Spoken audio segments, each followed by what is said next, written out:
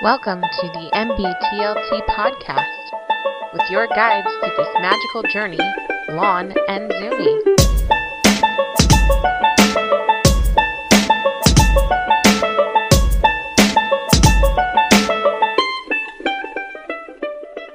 Hey Zumi.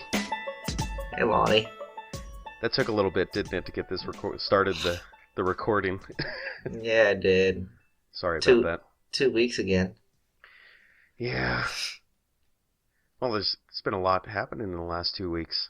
Yeah, a lot has happened. Let's start with you. Start with me. Let's see. The CV joint went out on my wife's van. Gosh, what else has happened to me? That's the thing that pissed me off the most. Lots of weird stuff at work lately. Oh, which I should tell you about. Where I work, like all of a sudden, like most of the major executives and managers and supervisors are all leaving. Why? I have no idea. Nobody knows. And some of the people, they're around. Some of them are around retirement age, and I believe that they're actually retiring. But there's others that are like in their 40s and early 50s, and they're leaving. So I know they're not retiring, which is, it's kind of disconcerting, because it's, it's almost to about 20 different people that are in high-level positions that are just splitting. But they're leaving as in, like, not working anymore? Like, well, they have to post the jobs, up in all the facilities, so I'm seeing all these positions go up. So and they're not hiring extras. You're going to apply then? No, not for most of those. No. Why not? I have no desire. Really? Well, and a lot of them are like executive positions where they want you to have 10 years experience as a... Yeah, that's a bunch of bull crap. Well, they hired some guy from Florida, and I have no idea who these people are, honestly. Well, that's what I'm saying. You just need to apply. The whole years of experience and all that's bull crap, dude. You just gotta tell them, like, hey, motherfucker, I'm like the best one, or I'm the best fit for this job. You don't hire me, then you're a racist, and then they'll like hire you. Oh, I'll pull the native card. Is that what you're saying? Yeah. Why not? I could do that, but it would catch them off guard. I mean that's like having a silver bullet against a werewolf, and you decided to say, like, you know what, I'm gonna fight you fair. I'm not gonna use my silver bullet. It's like, dude, you're gonna lose. No. I think it only works if your skin is a little darker. I'm not trying to sound overly racist or anything, but it's... Well, you got the nose going for you. Yeah, I got the native nose. The schnoz. I don't know how you say it in Choctaw. It's probably like Mokinda.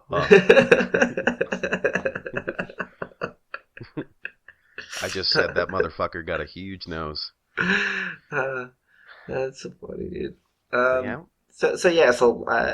So people, life happened. That's again, yeah. And it's amazing. I mean, we're basically a bi-weekly podcast. No, we're not. Because of me. No, because of me. But how else are we going to build up the anticipation, right? Yeah, sure. We do have a lot of stuff that we have to go through, though. Because there is a lot of things that I already wanted to talk about that we had on our set list for last weekend that I just couldn't get to.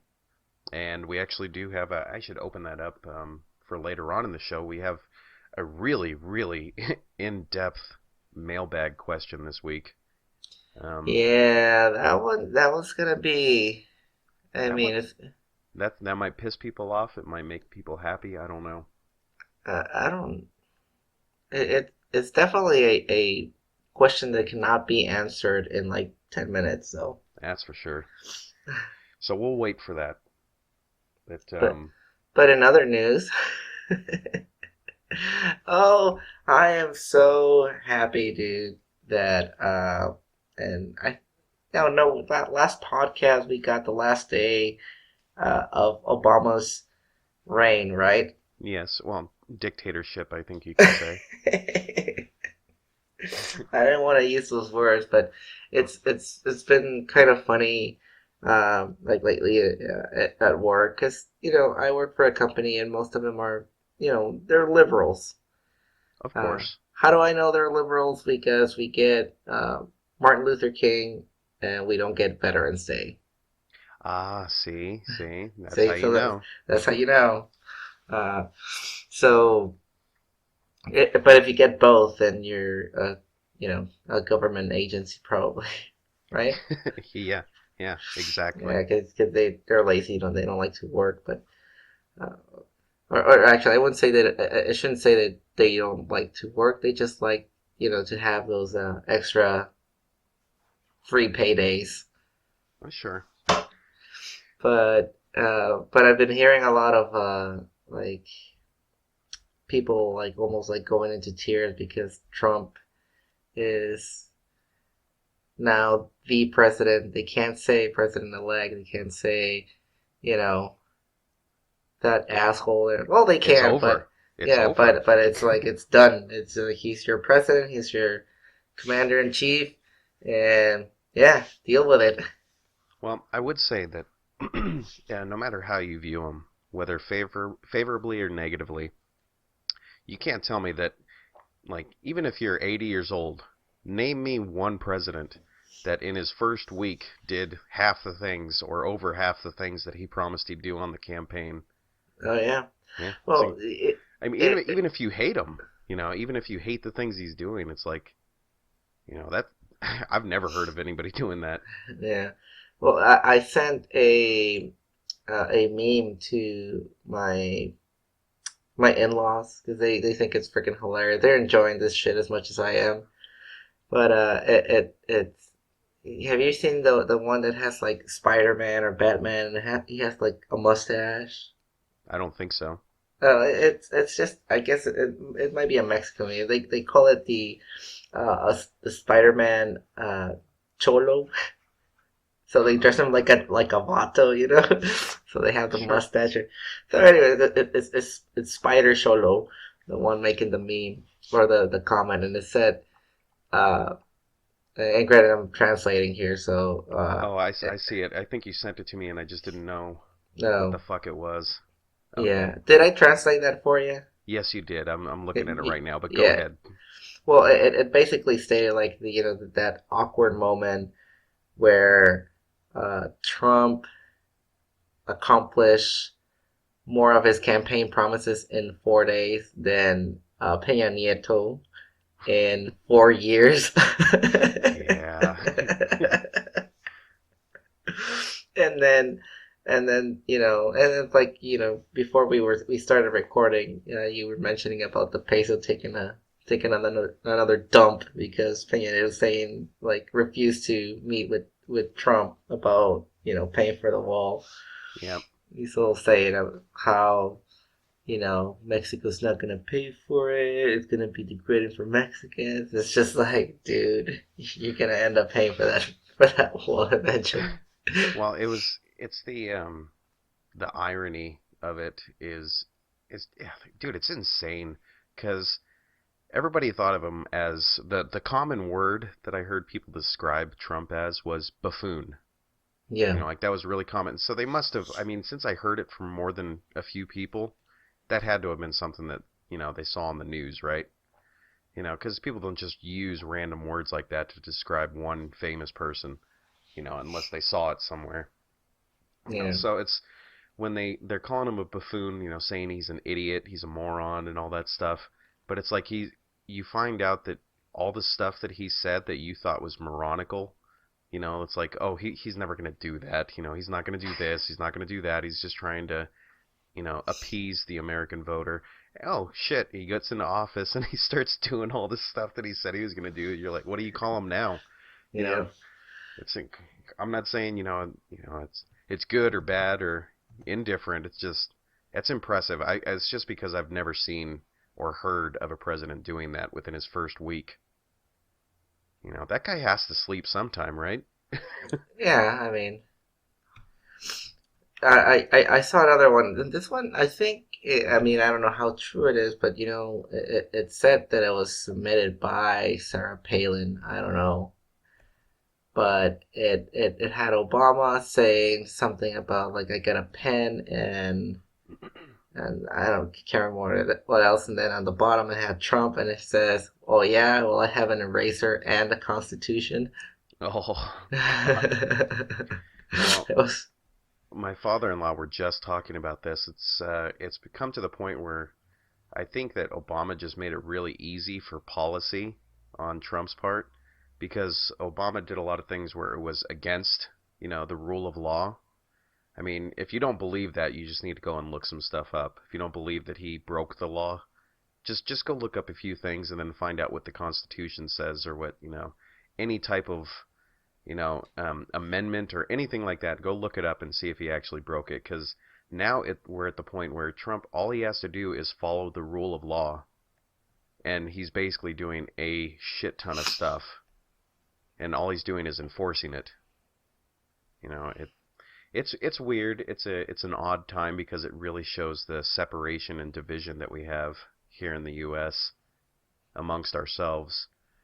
So it's yeah. But on a lighter note, get away from Trump talk. But I mean, it's something that's been happening the last week. We might as well talk about it a little bit. But yeah. something else this last weekend when we should have recorded happened, and I'm pretty happy about it. At the same time, kind of scared. I think you know what it is. I'm pretty sure everybody else is getting tired of it. But my New England Patriots, they going back to the Super Bowl again. How do you feel about that, Zumi? Shut up, dude. No, I will be honest that I'm actually pretty nervous about them playing the Atlanta Falcons. Because that's a really, really good team right now. Maybe not their defense so much, but that offense is insanely talented. So, we'll see. 1 week. What are you Well, doing? You're like just... I'm are you I'm just pissed off? like spacing out. Like, oh, I'm sorry. Like, oh, you're talking Patriots right now, really? Oh, Like, really? No, I think I called it about the Falcons, and I mean they're to me they're the underdog right now. Let's yeah. yeah. Not by Uh, much, though. no, but part of me would like to see um the Falcons win, just because. Not me. But it's uh, it's like I tell my kids, like whenever I coach is you have two types of teams. Uh, you always have one that is a what's it, an established winner, and then the underdog. So it's kind of like your I can't think of this freaking analogy, dude. I can't. It's either a giant slayer or oh yeah, you would either want to be a giant or a giant slayer. So the David and Goliath. Yeah, type thing. If you're a giant, you're already there, right? Yeah. If you're a giant slayer, then there's always that chance you're gonna get your ass kicked by Squashed. that. Yeah. So I mean, if I want to go pick up who's the giant right now, it's obviously the Patriots. But you kind of like to root for the giant slayer. Yes, of course. It was. I think it was that way last year. I mean, but it's always, like it usually happens like, once every other year where there's going to be one team, and this is for really any sport, honestly. I mean, there's always that one team that's the up and comer. Whether they make it to the last game or not. There's a big narrative going around, like with sports radio and people talking really. That's like it's basically like, they're really good right now. They could challenge this team. They could go all the way and get the trophy. But it happened to Carolina last year. Yeah, and exactly. but all the people that had seen sports for a while go, no, it's probably not going to happen, but and obviously it didn't, and it's one of those years where you see the Falcons where you never know though, because it's anything can happen. Weird stuff happens to teams all the time. Maybe one player on that team decides, he or doesn't decide, but he just shows up and it's just not his day, Yeah. and that creates more problems for other people, and it's just that domino effect. Yeah, I mean it happened in these past Olympics. I don't know if you saw Yep. the women's beach volleyball team. Yeah. Dude, the Yeah. US was crushing it. Yes. And then all of a sudden Brazil just decide to that they're gonna play and they Yeah. freaking destroy them. And then on the final against Germany, it was just like the Just Germans sad. won. Yeah, the Germans won the goal. Like it's like that. It was such an easy match that you were like where's the freaking Brazilian team that played against the U.S. Oh yeah. It's those But things that in sports is a weird profession to be in.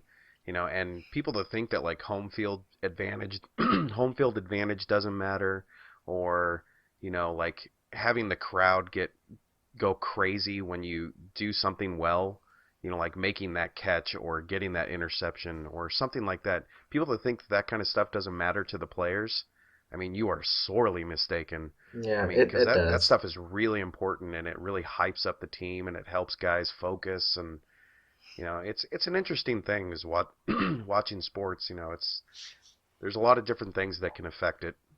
So, but I'm excited. I'm excited to see him go again. But this year, it's kind of weird. It's not like we're playing, a team I hate. Because I don't hate the Falcons. I have nothing against them. I think it's really awesome that they've made it that far.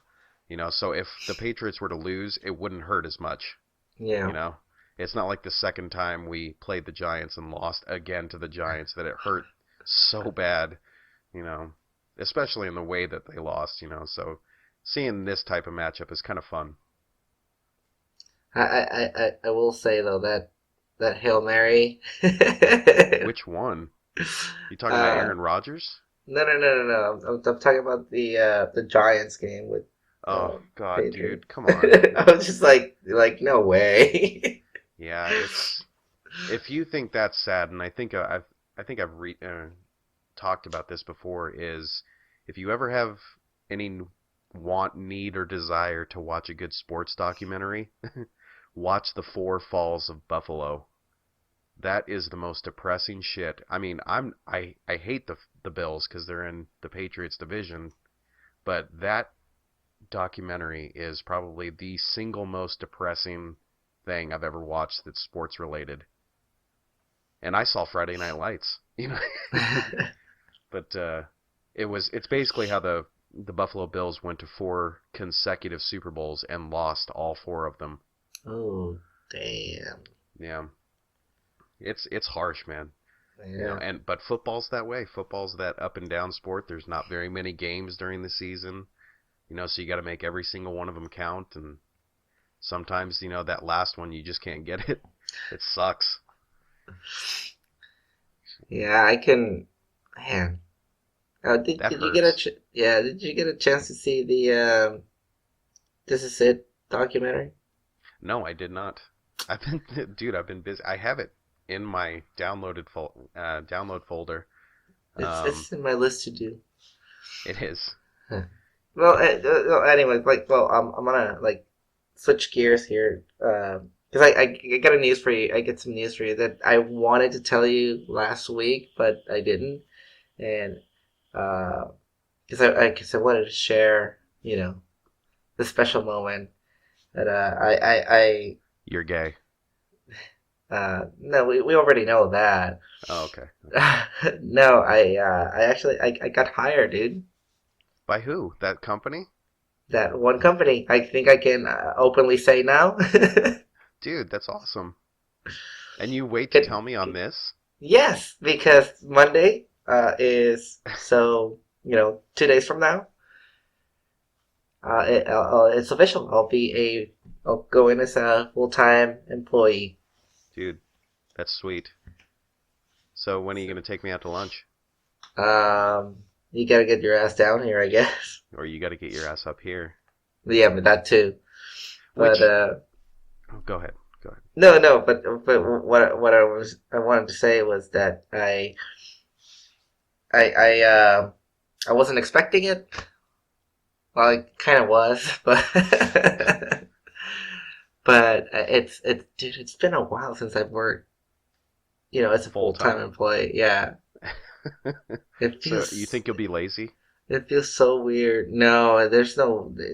I can't be lazy. Like even now, like these past 3 weeks, I've been putting I've been putting like overtime every single freaking day.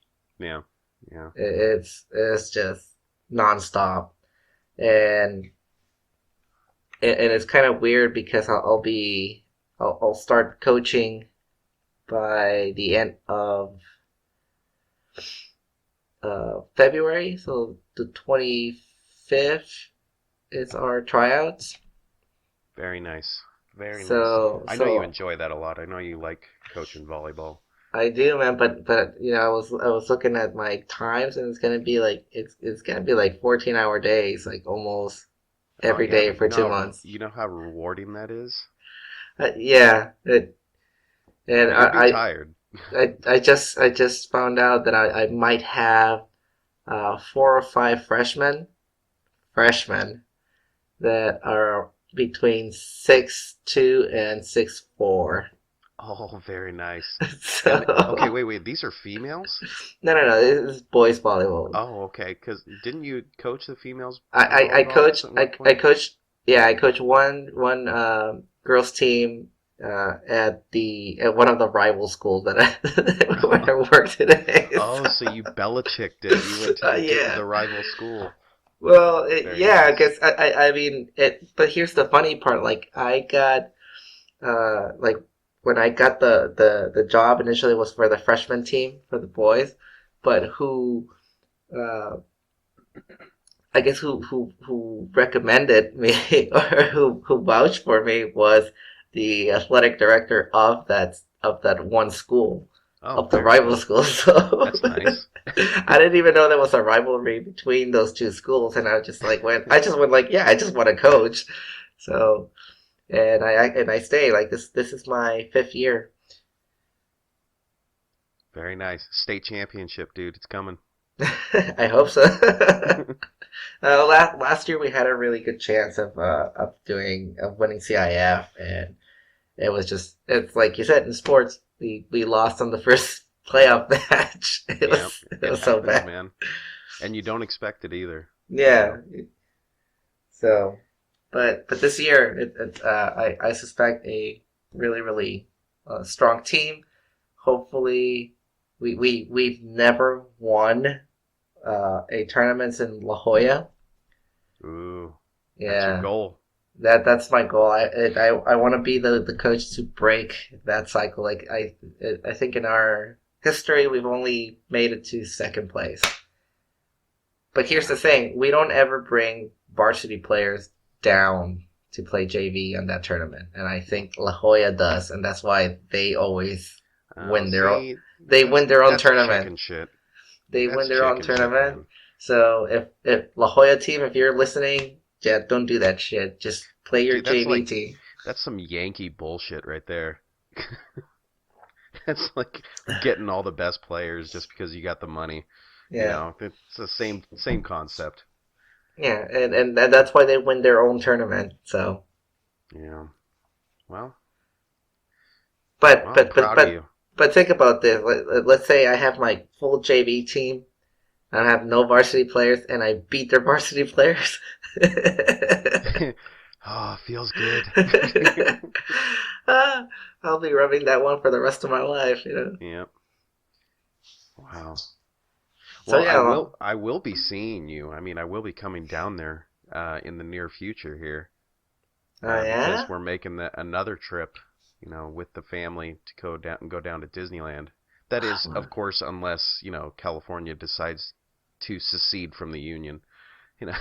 But yes, we're coming back down there. I think it's like the end of January, probably But January, February. you should probably come down to SeaWorld before it's like, They completely close out it of down. business. They are like the whole PETA, animal cruelty shit, Oh, breeding, or well, I think most of it was like the breeding animals.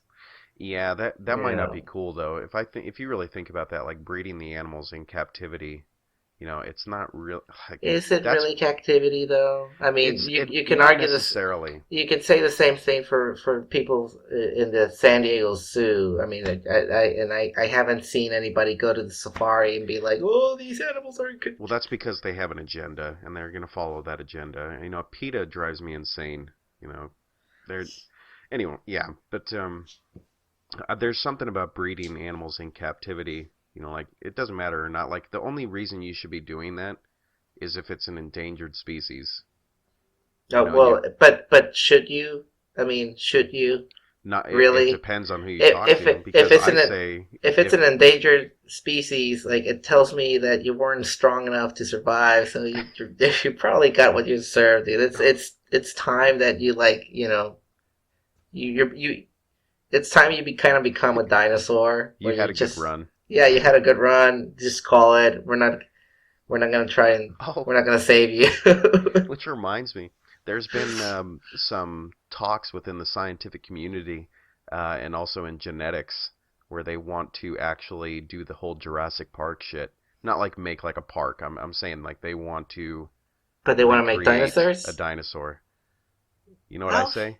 how Stop it. fucking stupid do you need to be? Like, I mean, It's just an well, astronomically bad idea. yeah. Let's say the argument is like, well, it's not the dinosaurs. We believe they weren't like they've been depicted in the movies or whatever. Yeah, but how do you know?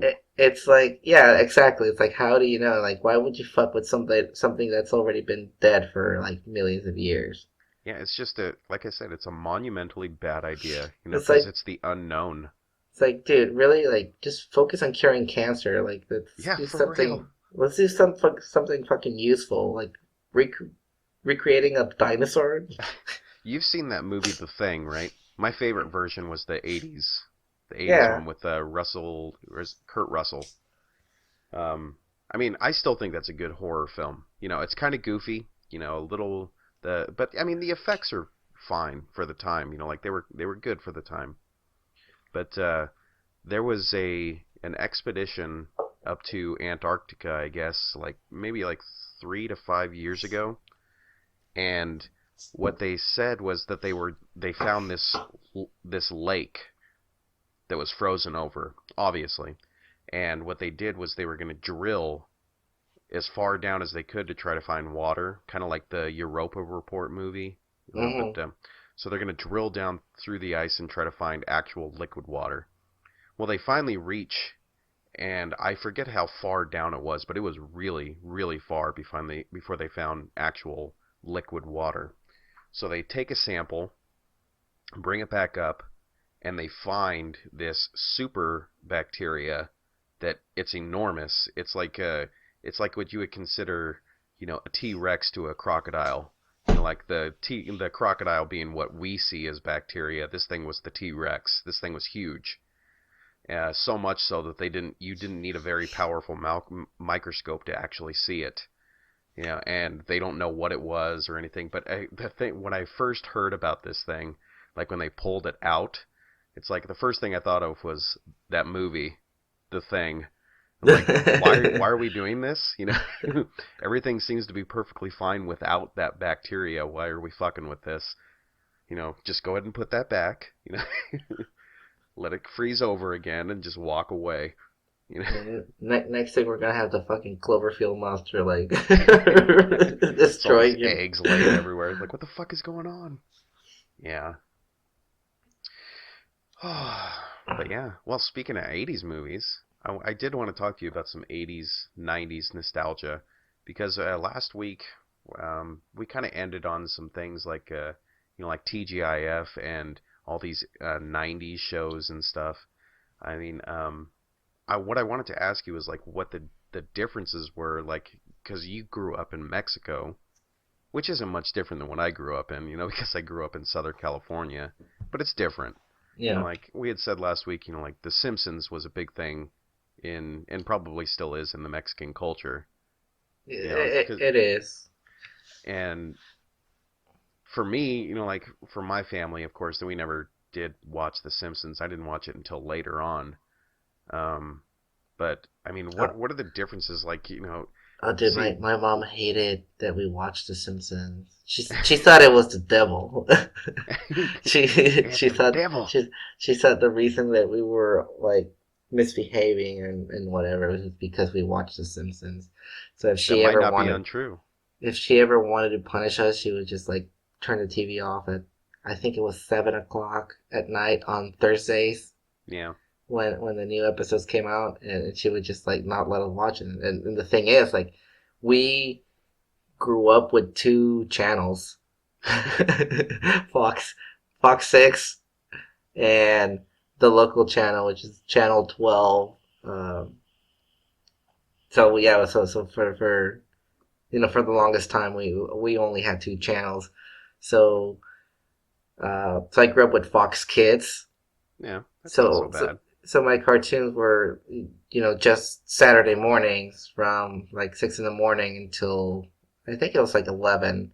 Yeah, about then. So I grew up with Power Rangers. So I'm really excited for the new movie. It's messing with my nostalgia. But if they fuck this one up, like they did with the Turtles, oh man, I'm gonna be pissed. Dude, I can't believe they handed that to Michael Bay. It's just like, hey, why don't we go ahead and piss off an entire generation of people? Where's Michael at? So the Turtles, Power Rangers, Darkwing Duck. Oh fuck, I love Darkwing Duck. DuckTales. Did you watch Pirates of Dark Water? I did. I actually owned the video game when it came out for the Super Nintendo as well. The game sucked ass. It was so hard, but I still beat it. But I love that cartoon. I love Pirates of the Dark Water. Well, I ask you because there's some things from the 80s and specifically the 90s, because that was pretty much our childhood was like the early 90s, right? And there's one thing that I actually do miss a little bit now is movie stores. Or video stores. Oh, video stores, and it's not necessarily because, you just go and grab a movie, like a VHS or... You try to sneak into the porn section? No. Behind the red curtain. At the curtain. No, it was... Like, I remember, like, as a kid, I'm like, what's in there? Like, there's no movies, and it's like, but I can't go in? It's like, why? What's in there? Those must be really good movies. No, I think it was mainly like, when Blockbuster was around, like Blockbuster was the king, right?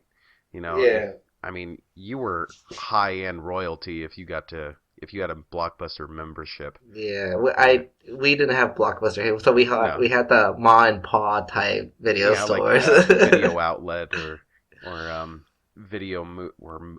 like Movie Central or some stupid ass name. We had neon lights. We have Video Rosarito. Very nice. Or even the I think they still have them. Like some of the grocery stores, like they have like a tiny little section for movies, and you could get stuff there, but nobody ever really did.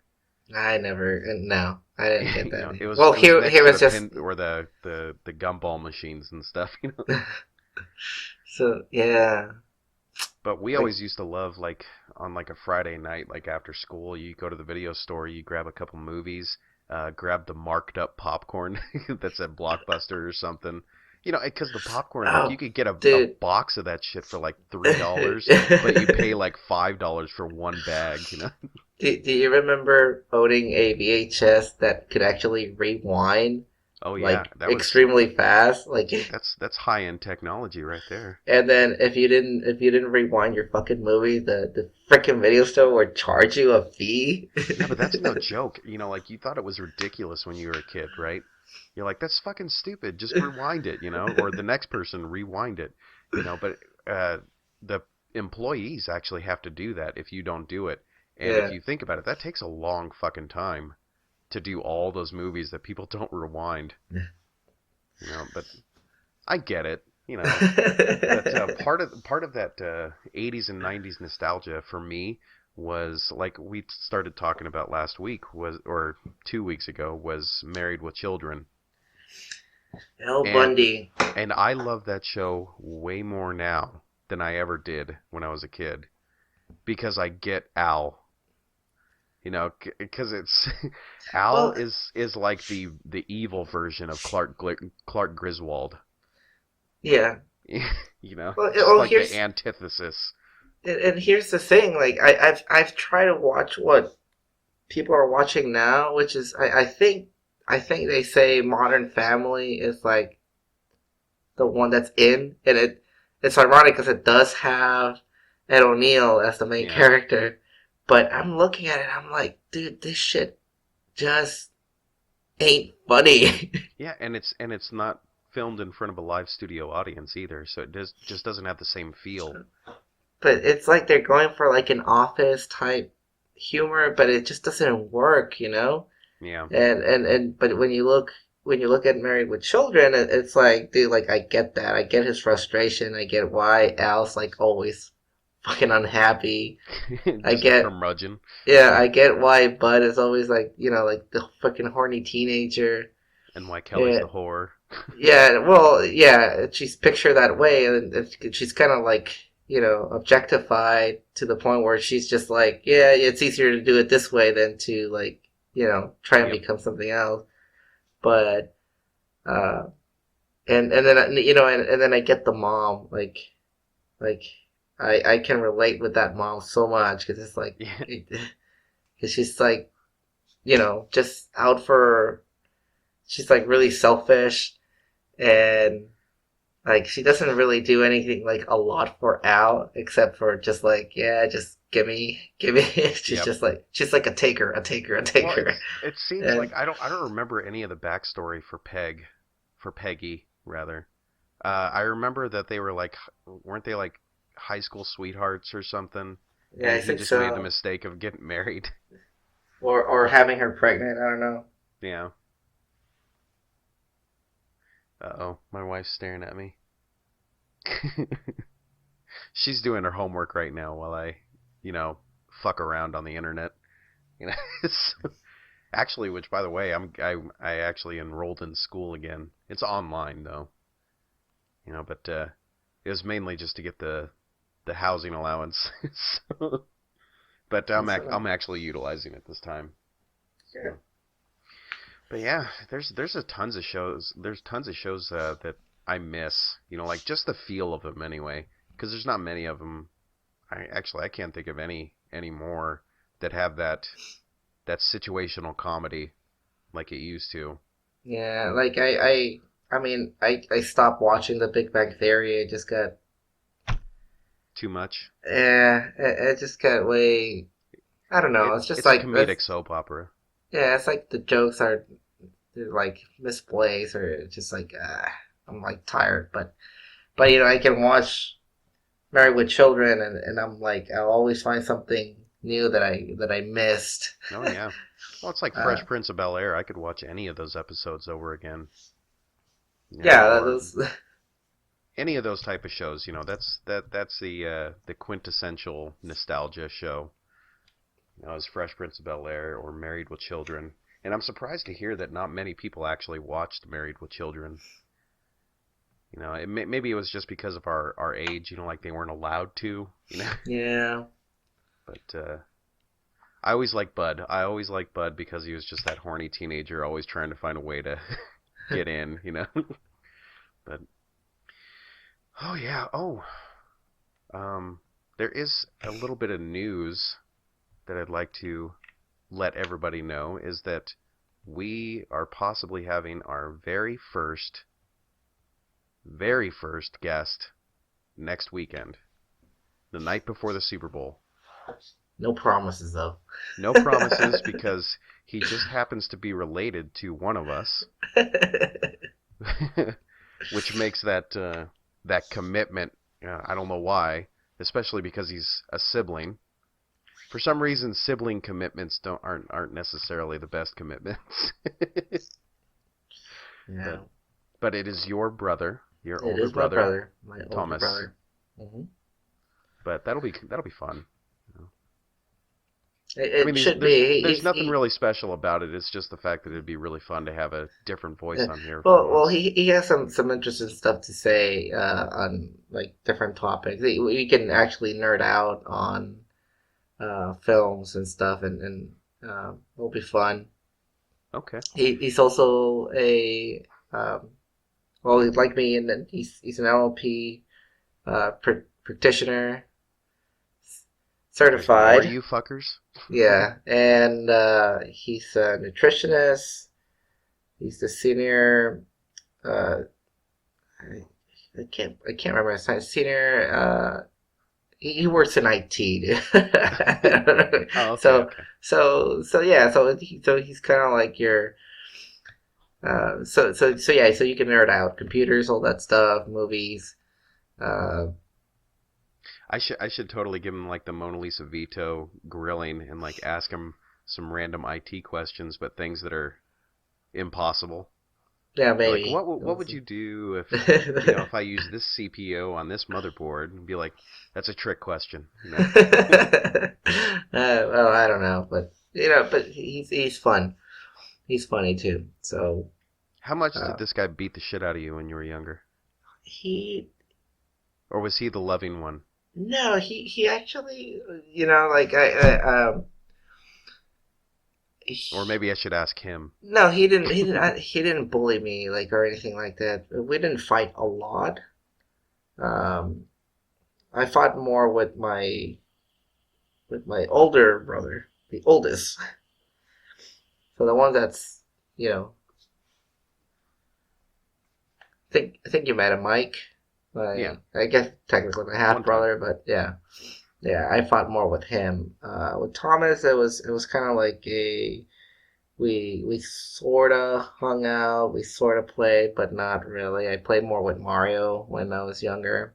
Oh yeah, And another guy we're gonna have to get on the yeah, podcast. and with Thomas, it was more of like when we started playing volleyball. It's when we kind of like had something in common. Oh, you had your little, we had gay a little bonding moment. we had a little bro. But Well, then I might have to find a way to get my brother Brian on at some point, and then it'll be like the complete opposite of probably most likely of what your relationship was with your brother, because ours was basically beating the shit out of each other. yeah, and that's something that I see with my two kids. Well, with the oldest and the toddler right now, they kind of like just go everywhere. Yeah. And the baby's just kind of there right now, so I don't know what's gonna happen. But yeah, so we'll see. It should be fun. But like I said, no promises, guys and gals. If I don't know if we have gals. Do you think we have a female audience other than your wife? I mean. Honestly, at this point, I don't even know if she listens anymore. She just downloads to pad our numbers. I don't know. But we actually do pretty well. I actually just found out from one of my friends, and I was telling you this last night, that apparently our numbers are very decent for how many episodes we have and for how little we're known in the world. So yeah, so thank you guys. Yes, I appreciate it. Yeah. But they go up at least one a week, Yeah, no erectile dysfunction disease for you guys. Yes, and if any of you fans piss us off, you better be careful because Zumi will use his wizardry. I'll sap you. Then they'll be going at it. They'll be like, "Why am I thinking about Sume right now?" Like, "Oh fuck, son of a bitch!" That motherfucker. Hey baby, do you care if I yell somebody else's name? It's not a chick. It's not a chick. I think that'll be worse. What are you wearing, Jake from State Farm? Oh, Well, I mean, we're not quite halfway, but do you want to get to the mailbag question? Let's do it. Let's get it out of the way because All right. it was an interesting one. This, let me It's from see. our number one fan. Our number one fan, and he actually enjoys us, which is surprising. Let me see. Okay. I always wonder if like he'll like actually like see me and put a face to the voice, and he'll be like, "Yeah, you look like an asshole, dude. Like, I don't think I like you anymore." People say that all the time about me. Well, you But look they know what I look like. Yeah, you look intimidating though. Like, I don't. Have we ever talked about how we met? I think we did. No, but it didn't make it, right? It didn't. It didn't make the final recording. I don't think Maybe so. not. I'll have to go back to That's episode actually a good 1, question. but well, it in case we didn't or we haven't, like when I met Lonnie, it was in Altus, Oklahoma, out of all places, and yeah, this we did what we call CQ. You're pretty much sitting on the ass all night, and you're like supposed to be like the guard. You're like on guard duty.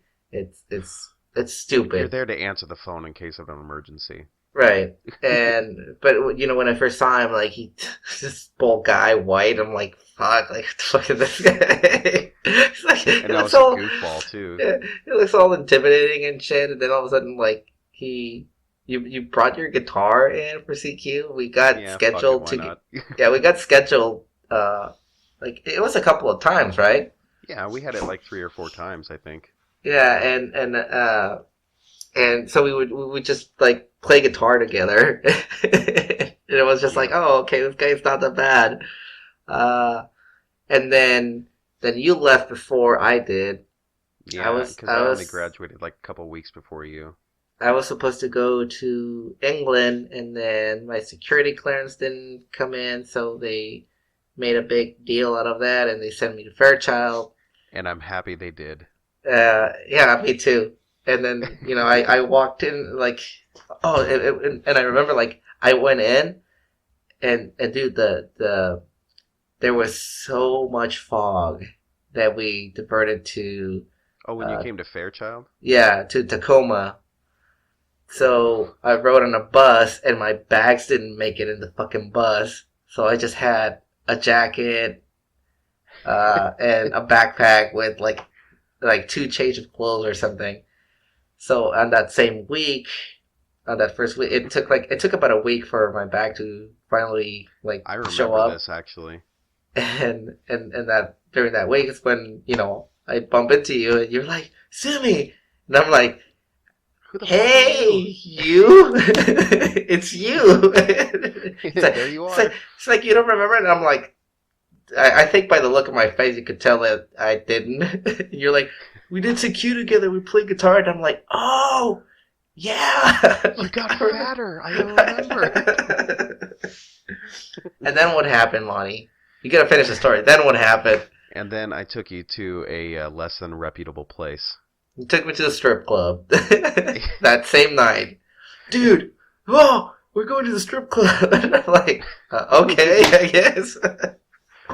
Oh, like you had any, Oh, reservations. man. Come on. I didn't. I Like actually. you had anywhere else to go. I had nothing better to do except waiting for my fucking bag. Yeah. I mean, Fairchild wasn't a bad base. I mean, I live right down the freeway from it right now. They have the best Thai food. That restaurant. Yeah. Oh my god. If you ever go to Fairchild or near Fairchild, there's this place called Sala Thai. Oh my freaking god, it's so good. Oh well, I guess it's not Spokane, is it? Well, she's busy. She's listening to music, singing. Is it I can't remember the Airway Heights. Is that Airway Heights? Yeah. Yeah, it's on Airway Heights. It's called not that bad right now, actually. It's called Sala Thai, and if you go in, you ask for the Siam chicken with a 4-star spiciness. Which is actually an interesting thing. I mean, because what I've noticed is that a lot of people, when they're traveling, when they're going on vacation somewhere, they always ask like the people, there, like, what's a good place to to eat? What's a good place to go to a bar? And oddly enough, you and I could, like, between us, we could probably give some really good advice for a lot of different places. Yeah. Because I've been to some really cool places in a lot of states and a lot of places overseas too. And I will say that when you're in England, you have to go to a small pub.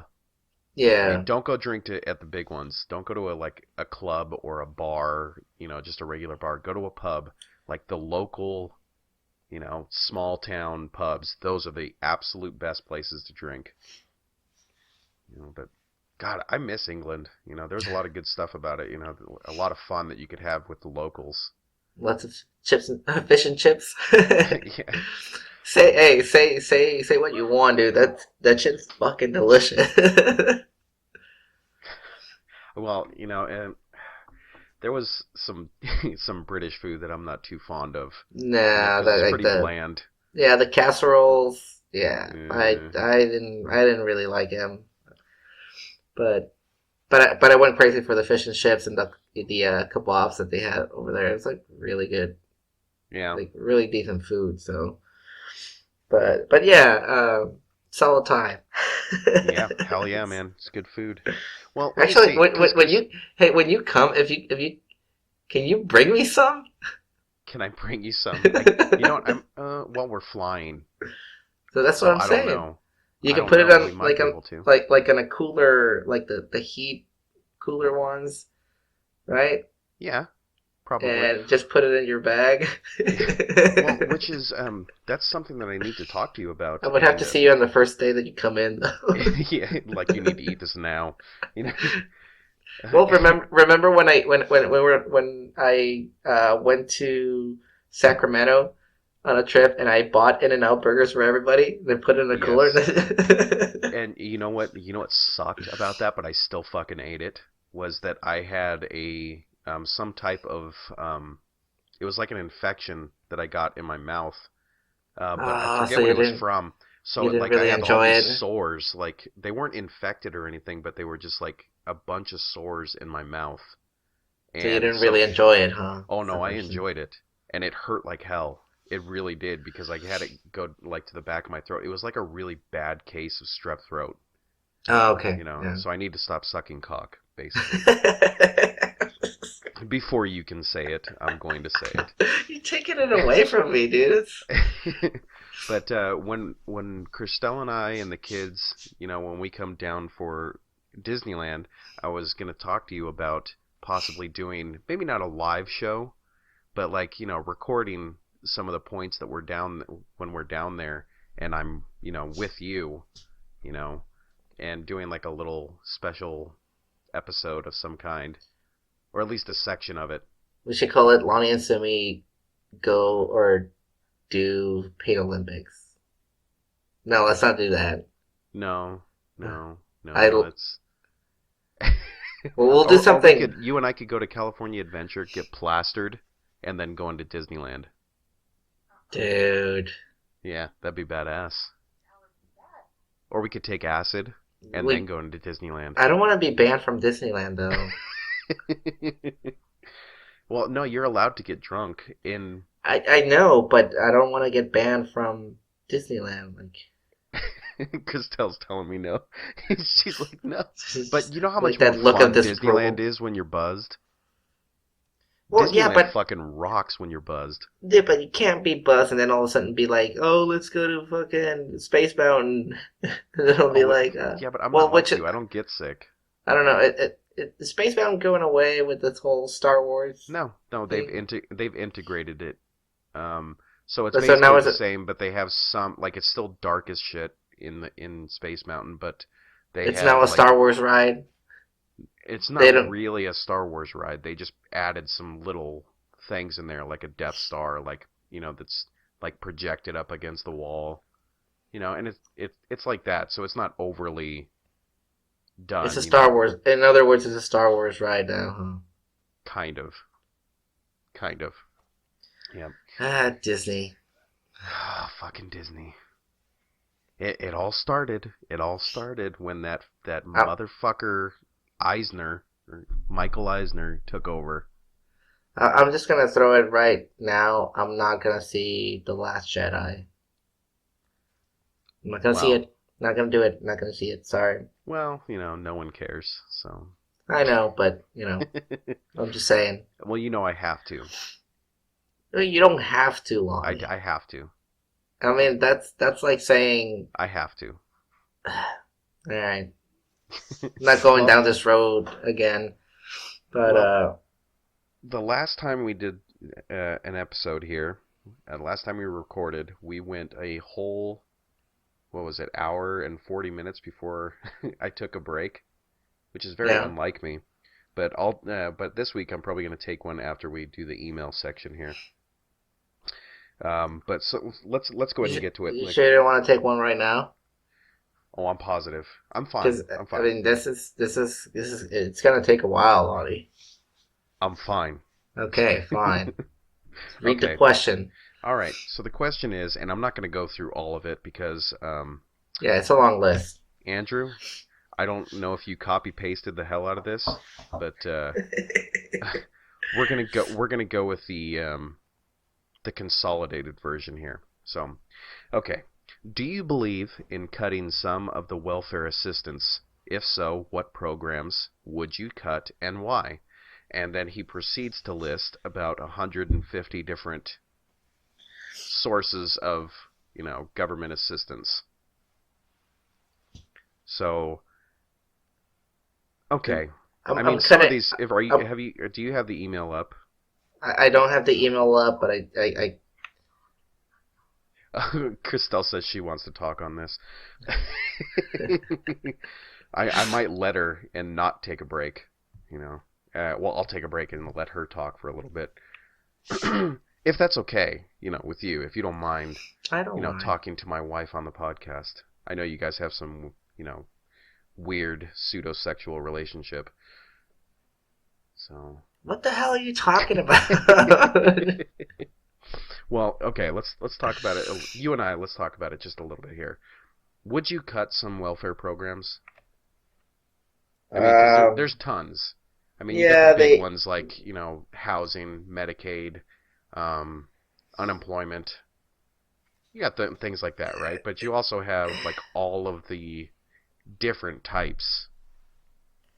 And some of those things are like the earned income tax credit, and I received that.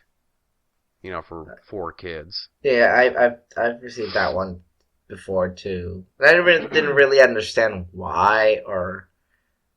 You take it though. Yeah, but once you take it and then you figure out like, oh, that's the only way that they're gonna do a return on. It's like playing with imaginary money. Yeah. So I don't know. My answer is yes. I would love to cut on some of the welfare programs. That being said, I if it wasn't for like Medi-Cal or Medicaid, yeah, we couldn't have helped my uncle the way we did on that last year of his life. Yeah. While he, was going through chemo and all that stuff. So. Well, I mean, if you have any more, go ahead. And that's the thing. Like when there's a true, honest necessity. Yeah, I think that's where the line should be drawn. Because I know of some people and that abuse of like some programs that like I didn't know this, but there's actually a program where you can get, and I refuse to get this one, and I'm pretty sure it's the same case for you, Lonnie, because they do have one for the Native Americans, right? Even if you have like a quarter or whatever, but it's if you're a certain percentage Latino or a certain percentage Native American, you can just apply for a scholarship, and most likely you'll get it. You'll get a free education. It's pretty much guaranteed you'll get it. Right. But I'd be a complete hypocrite if I would have gone that route, because I'm fully capable of doing it by myself. Yes. Like, why should it be that because I'm half Mexican, then I get free education? Meanwhile, my friend, who just happens to be white, uh, because he's white, everybody thinks like, oh, he's got it made, he's rich, he Ben Affleck, Yeah. and he has to get the student loan, he has to be in debt. It's like, no, dude. And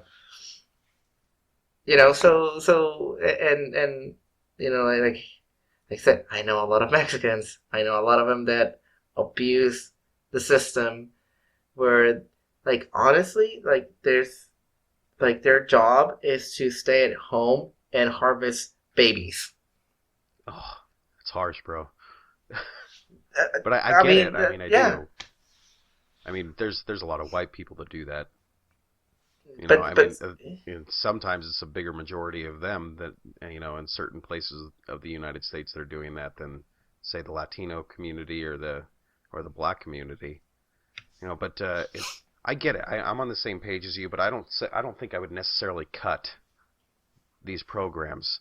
What I think would be a better way, instead of just cutting it, because I always believe that things like unemployment insurance or um, food stamps or housing assistance, all that type of thing was there for a reason.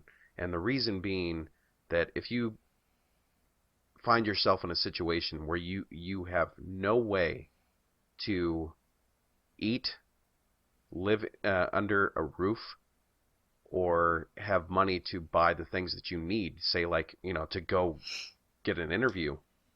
I mean, there's some things that you just need. You can't walk into an interview looking like a bum. You can't well, you feed your can, kids but without food.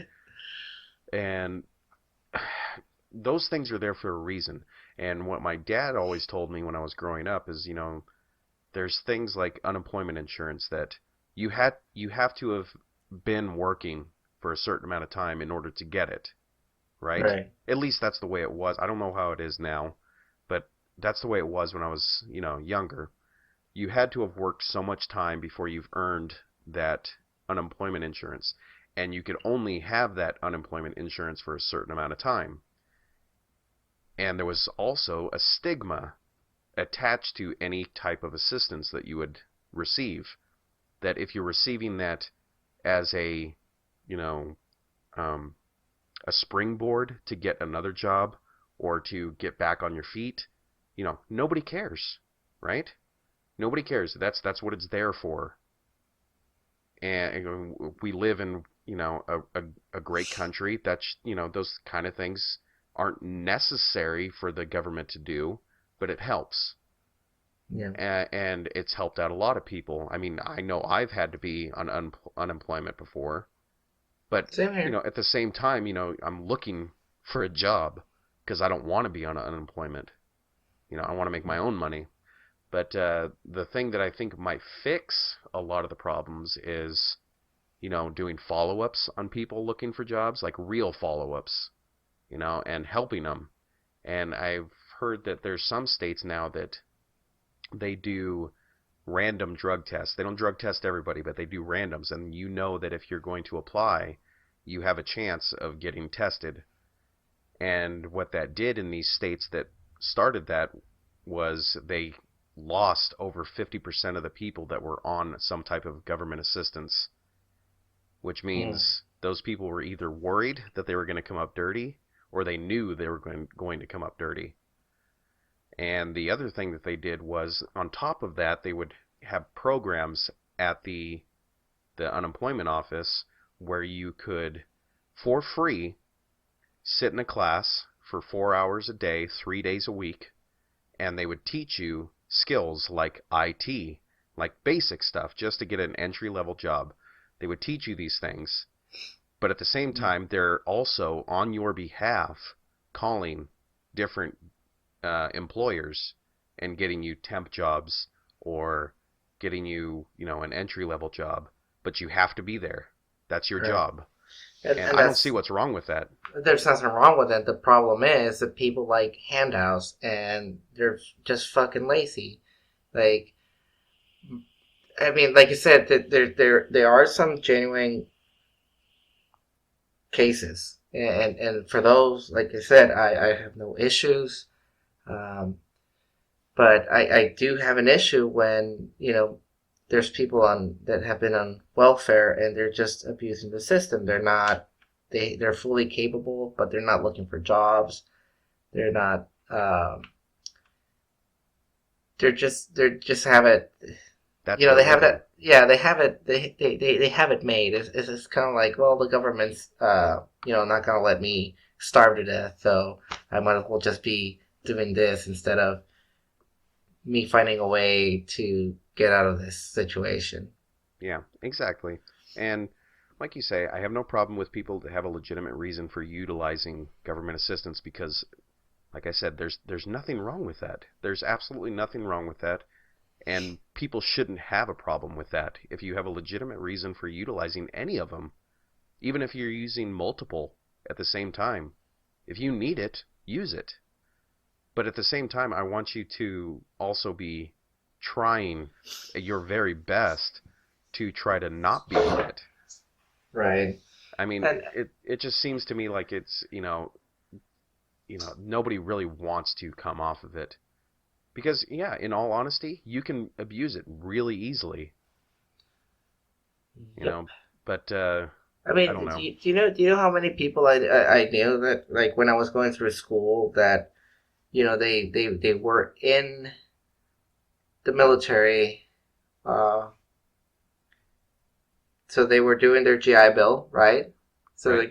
they're getting $2,000 a month, and because they have worked the previous year or whatever, they just went on unemployment. They didn't say they were in school, so they're Yeah. getting the full amount of unemployment plus their GI Bill, and you're like, and they're like, yeah, and and they were Which, by the telling, way, you can get unemployment insurance up to was it like $850 a week? yeah. I mean, that's more than a lot of people make in a regular full-time job. So, and a lot of them were like, oh yeah, you should do it, and I'm like, no, dude, like that's I like have no reason to. I'm using my GI Bill, and because that's what it's meant for. Like, I don't need unemployment on top of that. Like, that's technically stealing if you think about it. Yeah, well, it's the what's the word? It's the entitlement. Yeah. But it's Well, been given away. That's the problem. It's been given away, and they have no real enforcement of the restrictions. right. And then that's, for example, like let's say, uh, like people on disability. Hmm. If you were, let's say, if you were in disability, and if you were to win the lotto tomorrow, bam, 15 mil, would you still take the disability? Absolutely not. It's. I don't know how that's even a question. It seems like it should be rhetorical. But well, Christelle wants to weigh in, and since she was out of the room, go ahead and give her a quick synopsis, and I'm gonna go take a break. There you go. Oh, and baby, why don't you just go ahead and sit right here with the microphone? You don't need to be up on it. Okay. Okay. Hi, Zumi. Hey, Stelly. So the brief synopsis is this. We I guess the kind of like the middle ground is that we would not necessarily cut them, because we know there's people that legitimately have a reason to use these programs, um, but there's also not like a fine line drawn where people can just um, abuse of the program. So my take on it is like, yeah, like some people really need it. Like, for example, when my uncle was going through the chemo, like if it wasn't for Medicaid, Medi-Cal, like we wouldn't have had his treatment done. But then there's the other people that, just because you're Latino or you're a Native American, then you get, essentially a free scholarship. Right. So I don't think that's fair. I've never used the Latino card in school. I actually have a student loan like everybody else. Right. So, so yeah, so that's essentially what the short description of where we're going with this. Now, to actually cut the programs, I'm all for it if that program is essentially not working. Right. Okay. Well, being a woman in a family, and most women and single mothers are on some type of assistance. Most women try to apply for it, no matter what, what income they have or whatever. But are we talking about single moms, or are we talking about No, we're talking about America collectively. Okay. Yeah. But I'm just saying, like, as a woman's point of view, and seeing that the majority of Americans on it are single mothers, because granted, they get a lot of help everywhere. I feel like, okay, when it comes to WIC, for instance, WIC has way too high of an income level. I think the income level for WIC for us, for 4 kids, 6-person family, is like $4,500 or something like that. Mm-hmm. Lonnie makes about $2,000, and we aren't even on WIC. WIC is way too overfunded. Every time you go in there, you see girls with their UGG boots, their Coach purses, their North Face jackets. Their kids are dressed to the nines because they qualify. Like, I don't feel that that's necessary. I feel that the line should be drawn way lower when it comes to those kinds of things. I don't necessarily think that funding should be cut. That there should be, a lot of programs that are cut. I don't feel that. I think the line needs to be drawn lower. When it comes to food stamps, my experience with food stamps is I like it where it's at. However, the majority of Americans know the loopholes and the ways to get around it to get more welfare than they're entitled to. Yeah, and that's essentially what we were going at, that, people are complacent and they're lazy. So if they get the handout and they're not gonna do anything to better themselves, because it's easier for them to just go to the government and go like, give me more. Mm-hmm. Because the government's not gonna let you starve to death, right? Right. Yeah. And but that's just like one of the things where, like, okay, you're gonna be in this program, but there's gotta be some conditions. And like I said, granted, there's some situations when people just can't work. Right. But what if like right now they're doing the random drug test, right? Which is good. I'm for it. Yeah. But how about, like, hey, yeah, you're gonna be in this program, you're gonna get X amount, but at least 2 or 3 times a week, I don't care, for 4 hours, you're gonna do some community work. Right. Instead of just leaving it to the prison system to do all the cleaning up, I mean, that's fair, right? Right. Or you're gonna go to these mandatory classes where you're gonna learn a trade. It's not necessarily a trade that you're gonna use for a future job, but it's something. We're giving employment to somebody else teaching a class, and you're getting skills to better yourself. Well, okay. I have a relative who makes about $55,000 a year, and his wife makes about $40,000 a year. And he tried to apply for assistance, and he was mad that he couldn't get assistance, and it was just him and his wife. Okay, together that's $95,000 a year. That's triple what our 6-person family makes. And he was pissed that he couldn't get assistance. This is what I'm talking about. Like, this is America nowadays. I mean, we don't have car payments. We don't have debt. We don't have these things because we can't afford it, first of all. Secondly, we paid it all off. But you're looking at Americans who have so much debt, who are paying car payments, who are just off the chain with just spending their money, and they're expecting the government to help them out because they don't have good management skills. Like this, I feel that that's where the majority of America is when it comes to leeching off of the government. It's disgusting. You see a 19-year-old boy walking in there with a $16, $17 an hour job. I'm sitting there waiting for my measly $82 a month.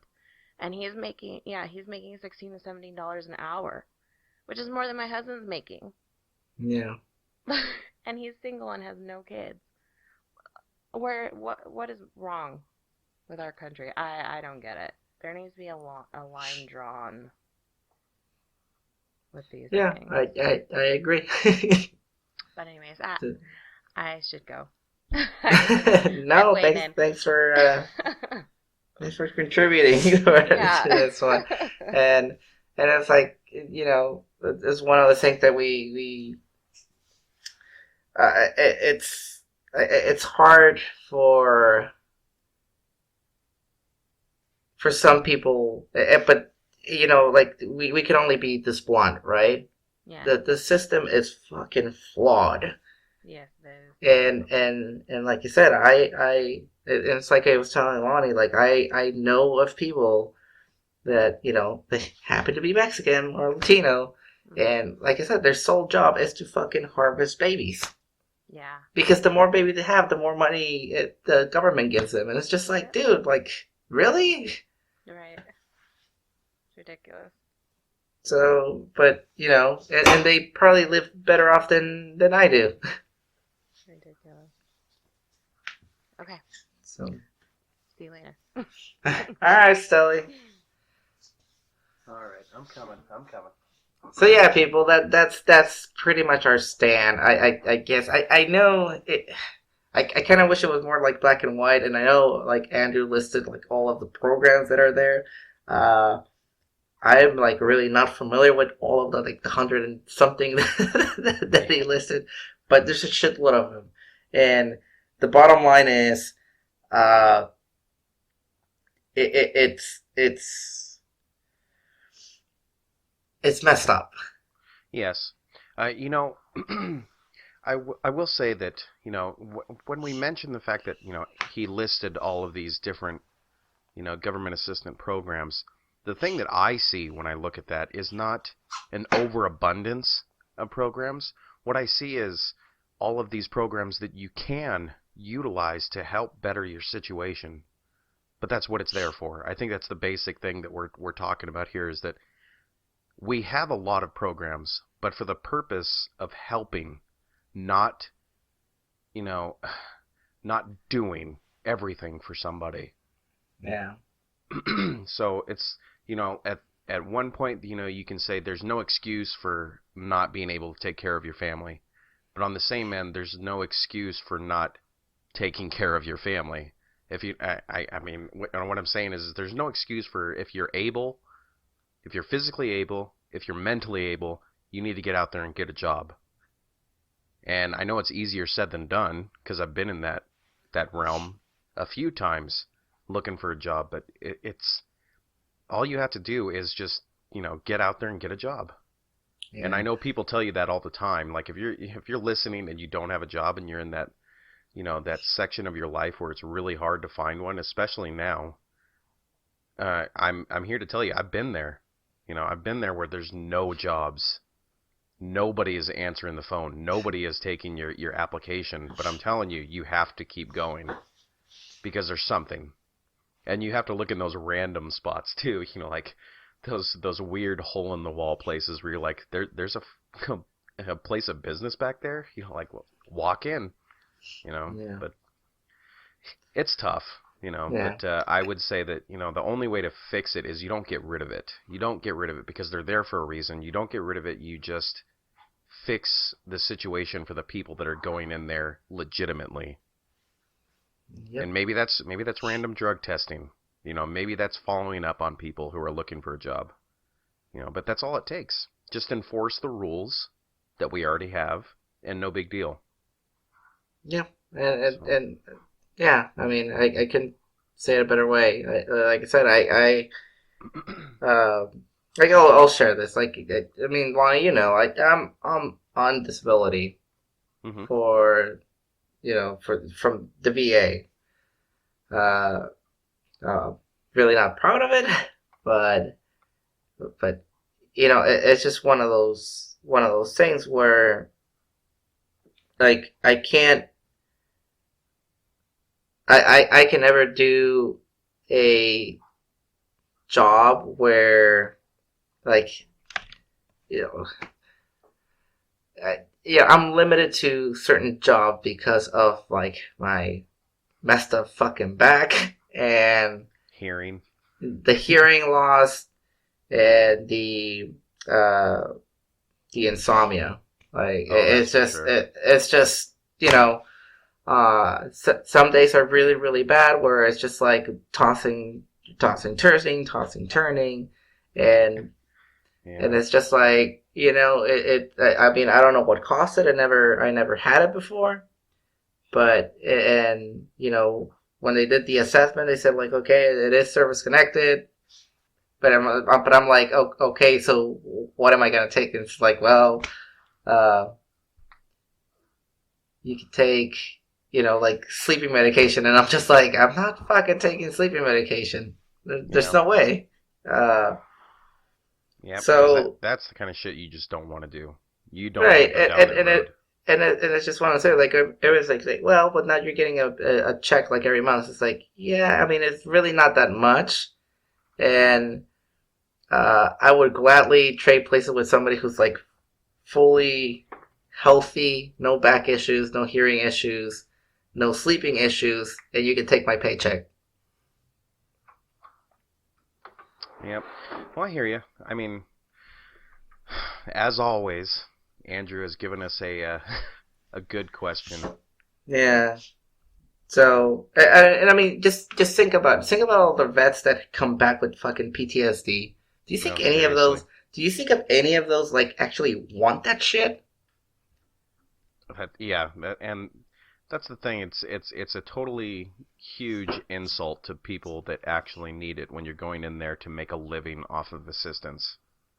Yeah. You know, And it's like, dude, I met this kid like poor guy. It's like fucking 4th of July, dude. He can't even celebrate it. He yep, hears fireworks, and for him it's gunshots. yep, He goes underneath his bed and just fucking hides. yep. So I don't know. No, I get it. I get it. Oh. Anyway, break time. So, well, did you need to take a break? Yeah, I do need to take a break. Okay, well, go ahead. I'll be here. All We'll right, be back. we'll be back in like half a second, I guess. All right. Okay, we're back. Zumi's done peeing, and I actually took the time to eat some food. So, Nice. What you have? actually, I just had some pita crackers. They're delicious, though. Peter crackers. Mm-hmm. I Okay, love I that get it. shit. Weird. Okay, so we did It's the not, question, it's not real and food, I guess. it's real food. We did the question, and I think maybe since we kind of ended with some military stuff there, why don't we go ahead and talk about that since it's basically our next subject. Now, obviously, some of our best episodes that we've had. I mean, we're only on number 11 right now, but some of our best episodes that we've had Would have been had 13. you son of a Just, bitch. just saying, just saying. We're not going to do number 13, remember? We're going to skip over it and just pretend like it doesn't exist. So our 13th episode will be 14. Mhm. No, probably not. People obviously like our military stories. Yeah. Because I guess there's some like unknown world that people love to hear about with the military. Um, I think the basic thing is that it's not what you think. You know. Yeah, it really isn't. I mean, I wish I could say it's just the way that it's glorified in movies and stuff, and Oh yeah. you know, all the girls just jump on you and stuff. That is not true. No, that's definitely not true. It just I yeah. tried. We tried. Well, one of the things that I was going to talk about is those phrases, like those cliche phrases that any like low-ranking officer or sergeant tend to use. Even the high-ranking officers Well, use I them. guess so, yeah. And it's across the board. Okay, now what I mean by like cliche phrases, like those I guess semi pseudo motivational phrases. Yeah, I guess they probably stole it from like a Tony Robbins seminar or yeah, something. probably. Well, and my favorite one was always proactive. Oh Be God, proactive. you gotta be proactive. What does that even mean? Well, I think what it basically means is that you need to take the initiative. You need to be the first one to do it. And I can tell you from experience in the military, never be the first one to do something because you might No, die. dude. Yeah, that, and if you're if you're in house Yeah, in the office or whatever, that's fine. if you're proactive, then you're gonna be the fucking dumbass that everybody picks whenever they need shit done. Yep. And Yeah. that's what I say when you're in the military, just keep your hands in your pockets and your mouth shut. Yeah, so Sergeant decided that he needs to write or that he's late to write a what should I call it? What do you call those fucking annual like reviews Oh, it's reports? basically like a progress report Yeah, about. and he knows of you as a yes man, dude. You're gonna get tasked with that shit. Yep. It's not gonna be nice like easy shit like yeah. It's gonna be all the shit he doesn't want to do. Yeah, exactly. And there's no reward for it. You're not getting paid extra. And Uh, there's tons of those guys in the Air Force and the yeah, military, basically. they'll take credit for your work. Sounds familiar though. I mean, that's like office settings. No, but in an office setting, if you're gonna do that, like You it's might actually get somewhere.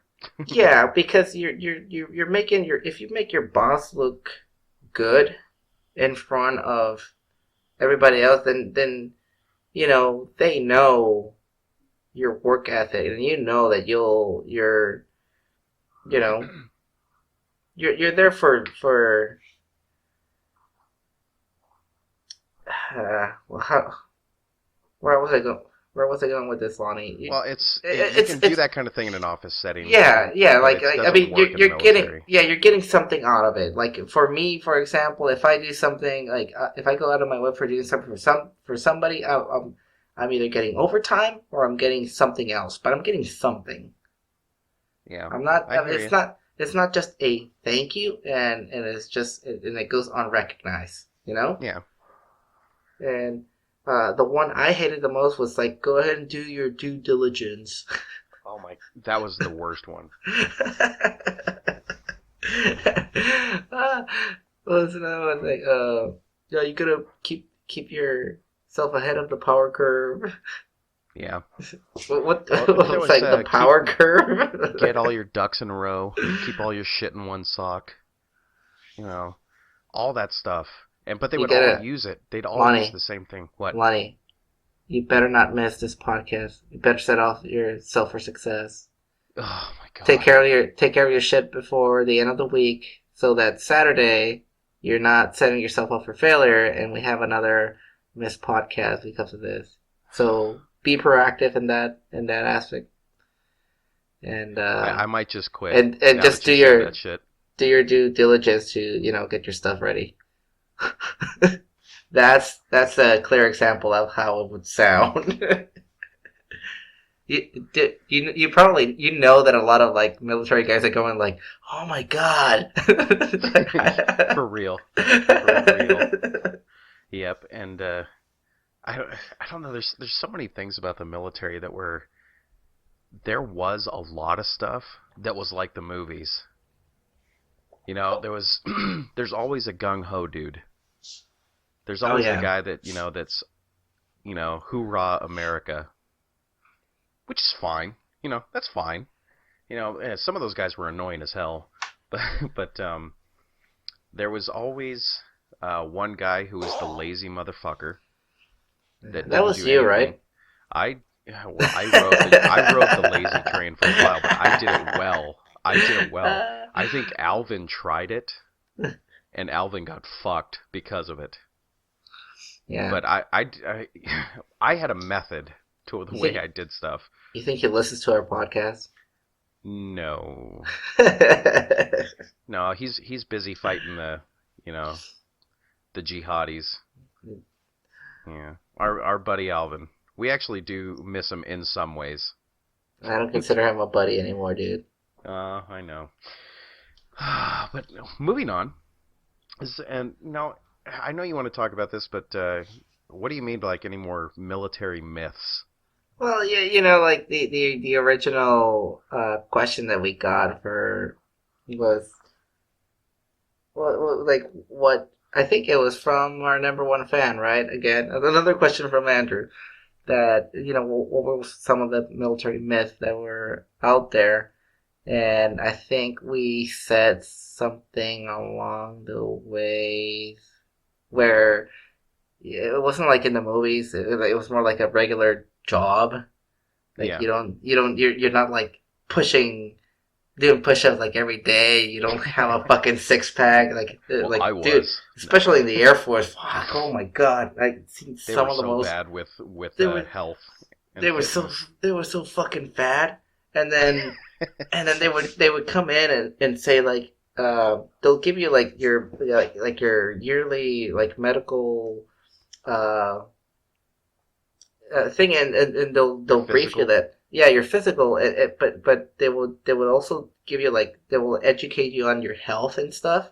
Yeah. And they would say shit like smoking is bad, this and that. Dude, like half of like a good 80% of the staff in the medical field smoke. Yeah. And they smoked hard. Yeah. Like hard. Like Lonnie, you and I smoked. Well, you still do kind of. You do this faggy little thing where I do fake smoking. You suck on vapor. Yeah. I don't smoke It's a anymore. robot dick. I don't suck on robot dicks anymore, and but like I don't think we were able to outsmoke the medical staff. Oh no! Do you remember Colonel Hall? I do, dude. That guy smoked like a champ. Dude, I went out to the. I don't know if I even told this story on this podcast. It's hard to tell like what we've said to each other in private and then what we've said on the podcast now. This is like creating a problem for me on memories. But I'm going to tell the story anyway. Colonel Hall was a really, really good commander. Just a really good guy. I mean, he was one of those guys that, shout out. Yeah, he could say jump and you would ask how high. I don't care what that guy would tell me what to do. I'd listen and I'd do it. No problem. Just a really good person all around. Kind of like Colonel Ian. I'm not going to say his last name, but you remember Ian. I think he's out, so I think he is. I think he flies for Qantas, I think. Oh, dude, like they're going to figure it out now. Yeah, it's okay. Well, Colonel Hall was a smoker in every sense of the word. The guy lived for his smoke breaks. And I went down to the smoke pit one time when I got to base ops to go fly when I was in Kyrgyzstan. And I see him out there, and he's standing around the pit. And he hadn't started yet. He had just walked out there. And I was like, hey, how you doing, sir? He's like, oh, pretty good. And I pull out my, Camel Turkish Silver, the short ones, not the hundreds. I pull out mine, and he pulls out 3. And he puts 1 on each ear, and he lights the first one. Now, he lights that first one, and he takes a A single drag and Yep. half of the Yep. cigarette is gone. One puff and half of And the cigarette. he doesn't even try. It's not like he's, Yeah. sucking like really hard on that thing. Like he just does a and half of the cigarette's gone. Like I would take one puff, his puff is one half cigarette. After he's done with that first puff, he holds it in, he pulls one cigarette from one of his ears, he lights that new cigarette with the ash or the cherry of the original cigarette, it exhales the first drag, takes the last one, which finishes that cigarette, and then switches and does the same thing to the two other cigarettes. And I think I might have wasted an entire cigarette because I wasn't smoking at that point. I was just watching. And I was going, I finally just said, I'm like, holy shit, sir. And he's like, what? I'm like, dude, you make me want to be a better smoker. That was impressive. And he acts like what the hell are you talking about? Yeah. Well, I remember my experience with him was that we went to Hawaii. Mm-hmm. And so he knew I smoked because he's seen me before, and we were out. We were done early, so we went for a drink. We got out for a drink. He would just hit me and be like, "Let's go." I'm like, "All right." Go outside. I get my cigarette. He does the half puff or whatever. He finishes. But dude, motherfucker ditched me. He would leave me outside, and I'm like still smoking. I'm like, okay. He's done with half his pack. He's like, oh, I'm done, and he like goes back inside and drink, and I'm like, I'm still like, I haven't like started. you got like one tiny little puff, Dude, I finish my smoke. I go back inside. He's going out already. Yeah, I take one sip of my drink, and he's always like, "Let's go." Like shit. Oh man, I miss that guy. Yeah. But there was a lot of those types of people, and you could say like, at least 50% of the medical staff was just like that. Yeah. Maybe not to that extreme, but they were all very, smokers. very similar. Yeah, they were all smokers and stuff, and I was just like, eh. So that's another. I think that's another military myth where like everybody's fit and like has a six pack and shit. And well, we used to joke that there's 3 prerequisites that you have to hold at least one of in order to be in the military. 1, you have to drink. 2, you have to be divorced, and 3, you have to cuss. Well, that was not necessarily in the military, right? No, that's the military. And that was the military. That was like that was more like a boom operator thing, I think.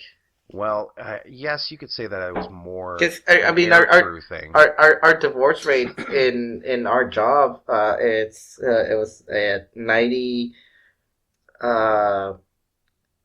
90. It was bad. No, it was like 94%, and then OSI topped us to a 97%. Yeah, but I understand theirs. I mean, yeah. if you don't know what OSI is basically like the FBI of the military. They're the investigatory branch of the military, or at least the Air Force. Is it the same for all the? I'm not sure. I think it's just the Air Force. Yeah, it might just be the Air Force, but OSI was that. That agency. I don't even know. I don't remember. Well, I don't know. I don't remember what OSI stands for. Do you? Well, no. I mean, we have this amazing thing called the interweb. And, bastard. Well, let's take a look. OSI Air Force. Let's try that. OSI Office of Special Investigations. Okay. Okay. And these guys were no joke, by the way. These agents and they did call them agents. Yeah. And they usually pulled them from the ranks of like the military police or security forces. Like guys that had some type of law enforcement job in the military. Aircrew. And aircrew. I interviewed for it, remember? Well, for aircrew is because we held high security clearances. Yeah. And I don't know if I'd ever want to do it though. Like I, I had thought about it, but it's I like, almost did it, dude. I almost did it. and didn't they have like some weird training for it? No, I think the training we had was about the same. It was just like Okay, so like the POW well, training and all that. you do the opposite. You do training to become an interrogator. Yeah, yeah. Yeah, Okay, so that's not so bad. That could still no, get rough though. yeah, But yeah, the OSI. I mean, I can understand their divorce rate because you're probably never home and you're always deployed. But air crew is pretty similar. Yeah, we always used to joke that you're TDY at Fairchild, yeah. You're meaning your temporary duty at Fairchild or your temporary duty at your home base because you're never there. yeah, But I think I got lucky with the space that I had in between my deployments. But if you add in TDYs, not so lucky. You yeah.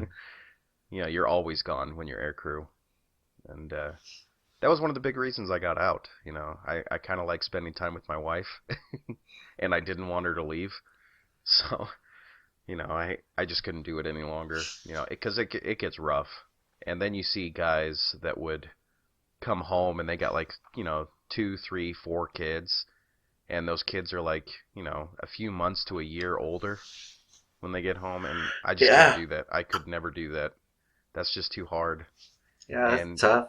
anybody that's listening that doesn't have kids, I mean, I don't want to be that asshole that says you just don't understand, I but believe you just were. but that's basically what I'm saying. I mean, I never understood it until I had kids. Yeah. And when I had kids, I think back on that and I'm like, there's no way. There's no way I could leave my children. You know. It yeah. Anyway, Well, but yes, in smokers in the military in and the divorce. great words of Dewey Cox, I just believe if I don't want to raise my children, then I shouldn't have to. It's hard to argue against that though. If you want to have all these other arguments like, I don't want to do this, so there's no reason why I should. If I don't want to join the military, so there's no reason why I should have to. It's against what I believe. How can you say that, if I don't want to raise my kids? That's fucked up. I believe I shouldn't have to. Oh man, I like that That. scene where he's just throwing the baseball with everybody. He's like, "Wait, what's your name?" Yep. Oh. Now, I mean, is there any other military myths? I mean, if you want to, like, anybody that's listening, seriously, if you have any questions, like, about this, just go ahead and send them in, because, I mean, we love military Yeah, questions because we there's know them. there's probably a few guys that are prior military. They're Hmm. probably going like, yeah, maybe not. Dude, just take those freaking goggles off and just look for this shit. You'll find it. Yeah. Um, And most of the people that were in the military, they're not air crew. They're not OSI. They're not intelligence, and I will say that it does make life in the military at least a little bit harder when you have a security clearance. yeah, Just because there's stuff that comes with it, and it's not just like, the knowledge of certain operations and stuff like that, because I mean, you had to be debriefed just like I did after a flight, or before a flight, you had to be briefed on what's going on. And you see all the stuff that's happening, and most people in the military, they don't get to see that kind of thing, and there's stuff that comes with a security clearance, so it's not always the best thing in the world if you can't handle that kind of stuff to get a top secret security clearance. That and the endless, training that you had to get at the yeah. Which Intel house, which by the way, that's another myth. Like, I know why you're talking about security clearance, but having a security clearance doesn't really mean that you're doing shit like James Bond Oh, or no. That's not what I'm saying. I'm just saying that, it's not that kind of stuff. okay, for example, For I example, was it would be like Lonnie shat his pants yesterday at midnight, and that's only between us and nobody else in the world. That's how simple the that was a information. secret, Sumi. My point exactly. Well, it was just one of those things. Like I'm sure people have seen those films on or those recordings online of like an Apache helicopter taking out like a few guys in a car. Yeah. And that's the PG version. That's the stuff that you guys get to see as normal civilians. That's pretty That light. that we get to see now. 'Cause we're civilians now, Lonnie. Well, yeah. But Yeah. once a Zumi, always a Zumi. No, it's not that hardcore in Yeah. the Air Force. Yeah. Well, but for those that don't know, like people who graduate from the academy, the Air Force Academy, they Yeah. call them Sumis. Caused me a lot of problems. Yeah. When I was in the Air Force, 'cause, yeah, did I tell you about that guy? Then Oh yeah, that what one guy? No, you didn't tell me. what in water survival training? Maybe, but Zumi, it's been a long time. And well, it's short. It's not like a big like funny story, but it's just like something that happened. Like this officer called me. He says like, "Hey, Sumi, bring me this or whatever." And then the guy looked at me, like the instructor, and he's Yeah. like, "What do you call you, Sumi?" And I'm looking at him like, and he's like, "Were you in the Air Force Academy? Because the only Sumis are the Air Force Academy. If you were in the Air Force Academy, then you're not Sumi." And I'm just like, The "No, fuck is wrong dude. with you? I suspect that he was an academy guy and he got offended because here's a Ugh. airman basic being called a Zumi. Yeah. Well, there's always those people, no matter what job you're in, but Yeah, especially the military. he was just an asshole. Yeah. Now, okay, we'll go that route. We'll go that route because it's on the set list, and I'm going to talk about necessary assholes. I know this is a Yeah. weird jump, but I'm gonna get into it because I want to make the movie talk last.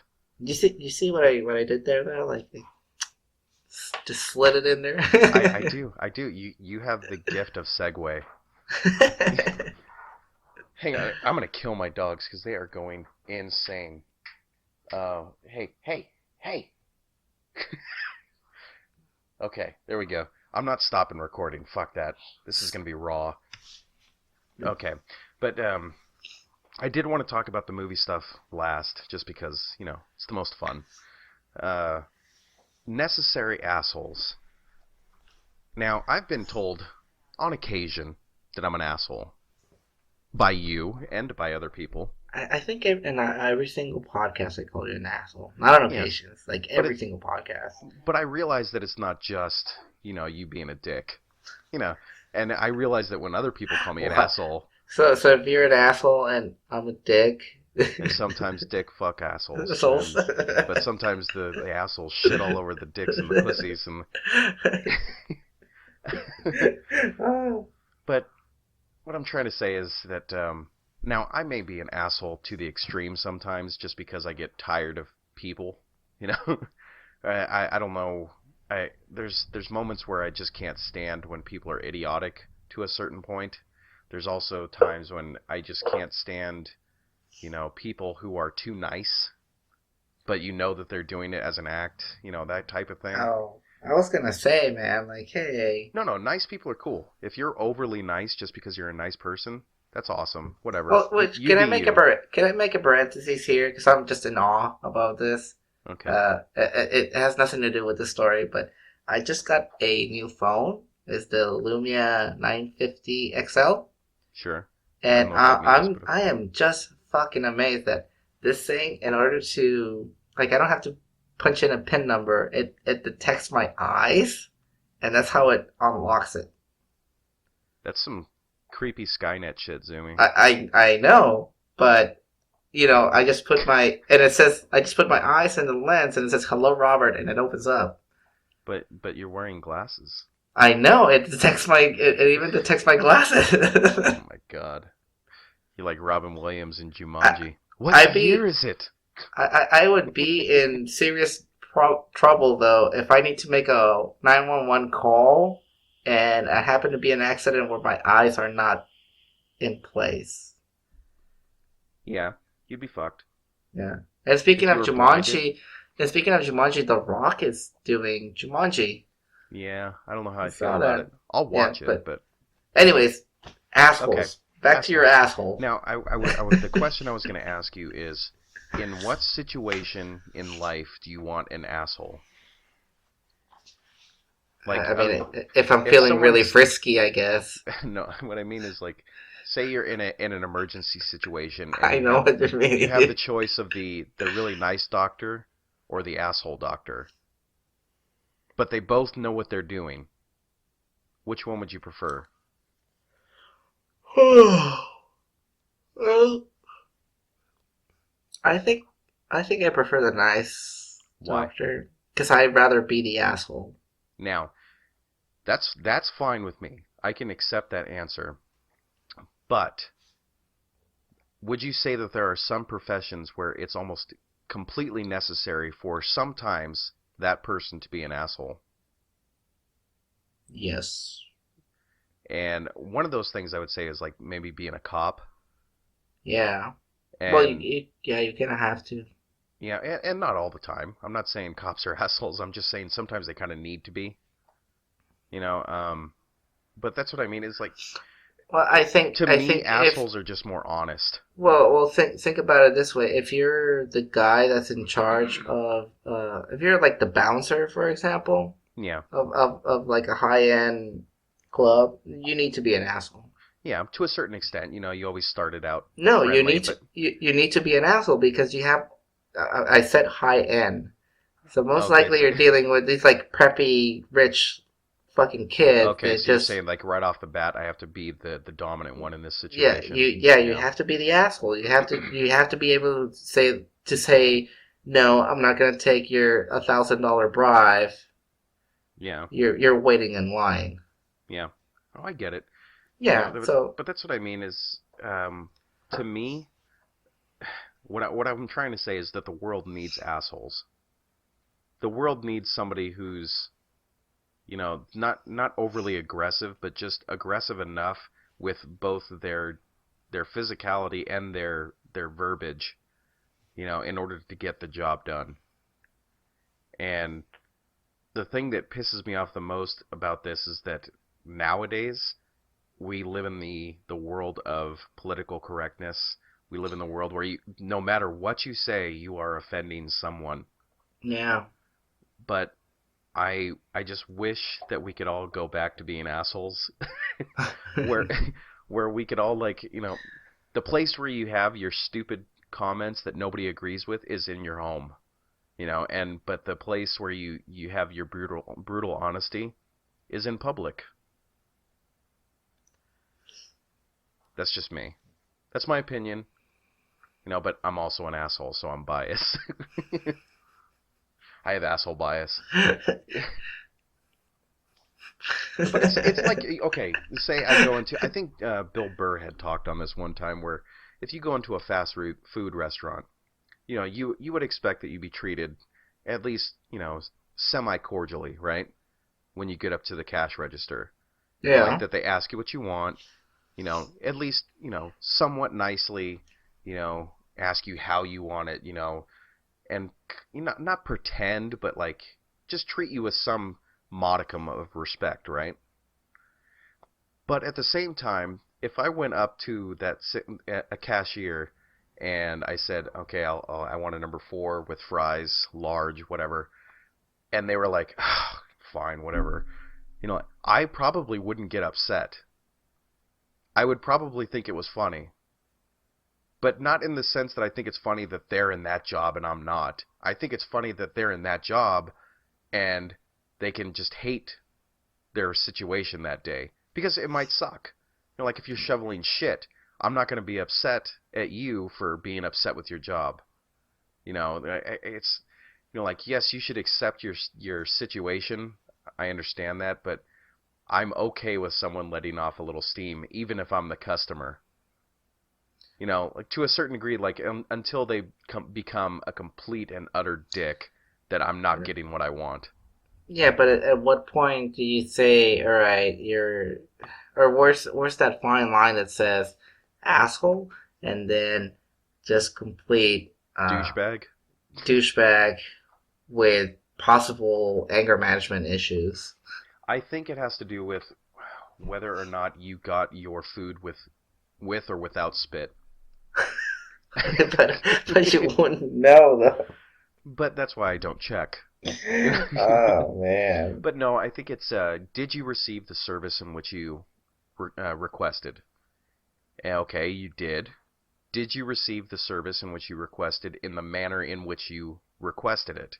Okay, you did. Then what are you complaining about? I mean, what requirement is there? Why are we requiring like a waiter to have a good day every single day of his career there? Well, I mean, it's kind of expected because you're in a job of service. Yeah. And But and let's be honest, Lonnie. If I go to a restaurant where there's waiters and I'm expected to shell out at least $50 and then like 10 or 15 in tip, yes. then I would expect for you to not be a fucking asshole. Okay.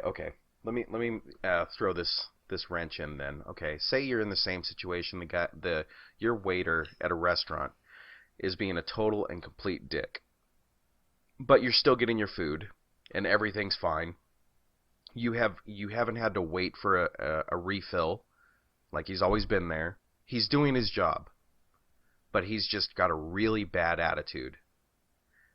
But then at the end of it, he says, I'm sorry, you know, like I'm just having a really bad day and I am just not capable of being a nice guy today. Would you be okay with that?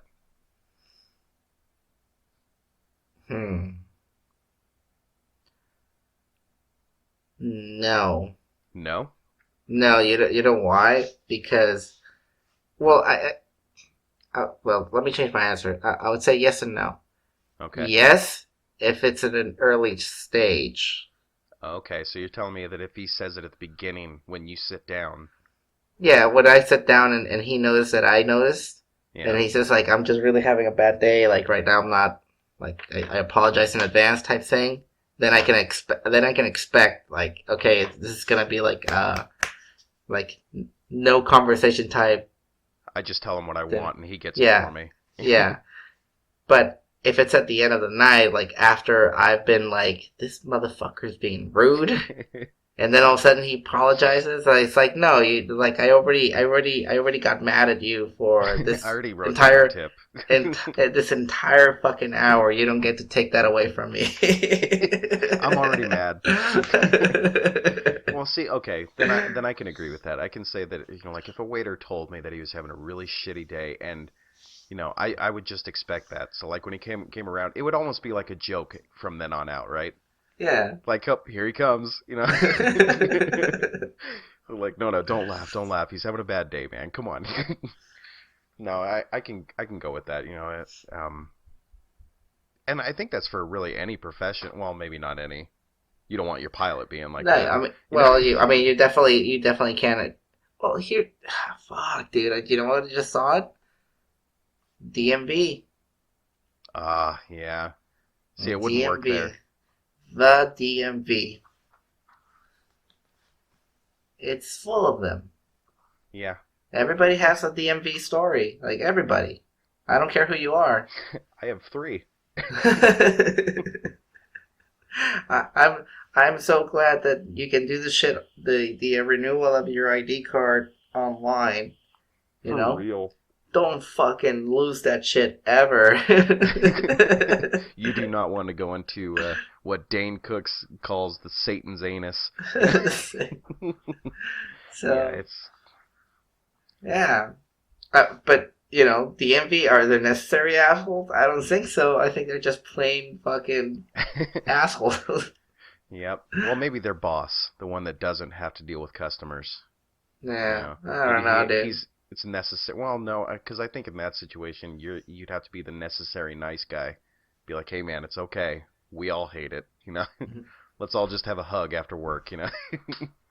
But yeah, it's a difficult situation. I think there is a fine line between douchebag and just asshole, you know. But I do think that there are necessary assholes in this world, and I think that it was another Robin Williams movie where it was brought up.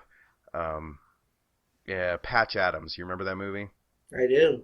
You know, when his roommate, Seymour, what's his, the guy that killed himself, Yeah, basically. Seymour Hoffman. Yeah. He basically said, like, this guy in the movie, his character is really trying hard to get through, to pass, and to pass well, because that's what he wants. He wants to be a doctor, because that's what he's good at. And throughout the entire film, he's got this roommate, Robin Williams, who can kind of screw around the whole time that they're in school, but still pass with better grades than he does. And just has that gift. Like we all know that guy. You went to school with him. It's that one guy that always screwed off, that was always being an asshole to everybody. But for some reason everybody loved him. And he didn't try ever, but he always made better grades than you did. It was usually one of the stoners or something like that made better grades, where it's like, this fucker doesn't deserve it, But throughout the entire movie, he's just trying his best, and this guy's just outplaying him and everything. And he basically Robin Williams asks him, like, why do you have to be this way? Like, why do you have to be such an asshole? Yeah, Or why do you have to be a prick? Yeah, prick. It's like, yeah, you're a prick, like, and I still like you. Yeah. And he basically says, like, in the situation where there's a patient that needs me, and I have the knowledge and you're screwing around, I would much rather have the prick that's taking care of me. But I agree with that point. It's like, but I also understand Robin Williams' side, where it's, you can do that, but you can also be a good person. But I tend to stay more on the side of his character rather than Robin Williams, where it's like, if I'm dying, I just want the guy to get it done. And if he tells me, stop it, I need to do this, you're gonna die, motherfucker, just let me do my job. Yeah. Then that's great. That's what I want. Or hey, turn on your side, you're gonna choke on your own vomit. It's like, I want the asshole, I want the prick. I don't want somebody just trying to cheer me up. I just want them to fix it and then cheer me up. But now, are you sure you're not confusing being a prick and being an asshole with just being direct? Well, I think, like you say, there's a fine line. Yeah, I think it comes to, if I'm not able to do my job to take care of your situation because of the things that you're doing, or because of the situation that I'm in that you're creating, and I'm just trying to get you to shut the fuck up and let me do my job, then that's when I want you to be an asshole. But if you're just doing it just because that's who you are, maybe that's when you need to stop. Fair enough. Okay, we've spent enough time on that. No. So I want to make it short, like segment here, because it's gonna lead right into the movie talk, and that's we just had the Farmers Insurance Open, or we're still having it. Last day is tomorrow. I haven't looked ever. I know you don't watch golf at all, but this one was important because Tiger Woods made his debut reappearance after an injury, and motherfucker looks old, dude. Yeah, well, that's what happens when your life goes to shit. He took his hat off. He has bald spots and shit, and I'm looking at him and I'm like, yeah, like 2001 was a very, very long time ago for Tiger Woods. 16 years ago, man. And I'm looking at him and I'm like, damn, dude, like, he's going bald. He just looks so old. Starting to look like his dad. So, yeah, something like that. It just hit. I even sent a message to one of my friends, and I'm like, dude, well, like, what the fuck happened? Like, Poor bastard. and but you know, he's trying to make a comeback, and I really appreciate that. And like I said, that was just like my mini segment. I just wanted to mention that and tell you how I feel about Tiger Woods right now. I really hope he can get his game back on Well, I the way will it say that, was. I mean, as much as I'm not into golf, it was still enjoyable to watch him. You know, like in his at the top of his game. Yeah. You know, it was really something special. You know, it's like watching Jordan when he was at the top of his game. You know, it's Right. just different. There's something very special about it, you know. So it would be nice to see him have, you know, at least somewhat of a good comeback. Yeah. And speaking of comebacks, it looks like M Night Shyamalan's making a comeback, right? Maybe. We don't know that yet. Yes, because we talked for a small period of time at the end of the last podcast about this new Split film. And I don't think we should reveal what you and I know about this, even though we haven't seen it. There Spoiler is, alert. we could do that. You know, do you want to do that? You want to talk about it? I mean, We we're don't we're at we the don't we're at the end. Who we don't cares? have to, Okay. Okay. but maybe we will. Ooh. And not do a That spoiler alert and say fuck all yeah. of you. That way the listeners can have to like actually listen to the end of the podcast. Then they'll be like, "Are these motherfuckers gonna talk about it or not?" Yeah, we're not going to tell you when the podcast ends. It's just going to end. You know? It'll just cut off, and you'll be like, "That's it." You know? um, there's there's something interesting about this movie that ties itself into another M. Night Shyamalan movie, Right. and not like the typical tying in where there's like a that theory, or at least it's been proven that Well, theory exists, that all of them are right. tied together. So, uh, so think about it. So I think this will be a better. We'll talk about another movie because it's Okay. kind of the same. So, Boondock Saints. If you remember the Boondock Saints, Yeah. Monty, William Dafoe, Norman Reedus. I can't remember the other guy's name. This is not. Uh, The other anyways, guy, I don't know his name. the brother. Yeah, I don't know his name. Patrick something, I think it's his name. Don't quote me on it though. So, anyways, in order we've been waiting on a sequel for Boondock Saints for forever, right? Sure. I But thought there was a second one. there is, but Okay.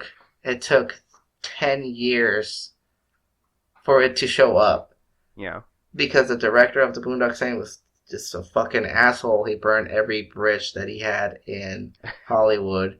So Boondock Saints 2, when it finally came out 10 years later, it was because I don't know who gave him a second chance, or he got funding through like independent investors or something like that. But Hollywood Shady doesn't, investors. yeah, Hollywood doesn't want to work with this guy. So M. Night, you know, everybody's like saying like, promising director, whatever, had great success with Sixth Sense and stuff like that. And then he just spiraled fucking down, right? I Oh yeah. mean, yeah, but it looks like he has a comeback, and the comeback is that he might have a sequel to one of his previous movies, and again, 10 years in the making kind of thing. So kind of like Yep. the same scenario with the Boondock Saints. It could go either way. Boondock Saints 2 kind of didn't work out unless you were the fan and a cult follower. Yeah. Then you'll enjoy the movie, but it didn't top the first one. Yeah. So with this one, he might make a comeback, but that doesn't mean that the movie's going to be great, and it doesn't mean that the next scary movie that he brings out Is is gonna be going good to, too. yeah. Because, I mean, come on. that Will Smith and his Oh my movie god. with his hunt. After Earth? Dude, he didn't even fucking put his name on because I think he even knew it was gonna be shit, dude. That movie was so incredibly bad. So bad. But I get his it. I mean, his because his name was Cypher Rage or something like that. it's the future, man. You don't know. Cypher Rage. Come It on, sounds like a dude. really bad comic book, doesn't it? It does. Well, the one thing that I will give Shyamalan is that he does have certain gifts for storytelling. Certain. No. No. He does have certain gifts for storytelling, and like we talked about on the last podcast, is that there are some good things that he's done, like with The Sixth Sense. Even though you can only watch that movie one time, there's Twice. some good. Well, there's some good things about it, right? Like the unknown. Even though you're catching on during the movie, there's that unknown, Right. and he did that well. But most of his movies just plain old suck.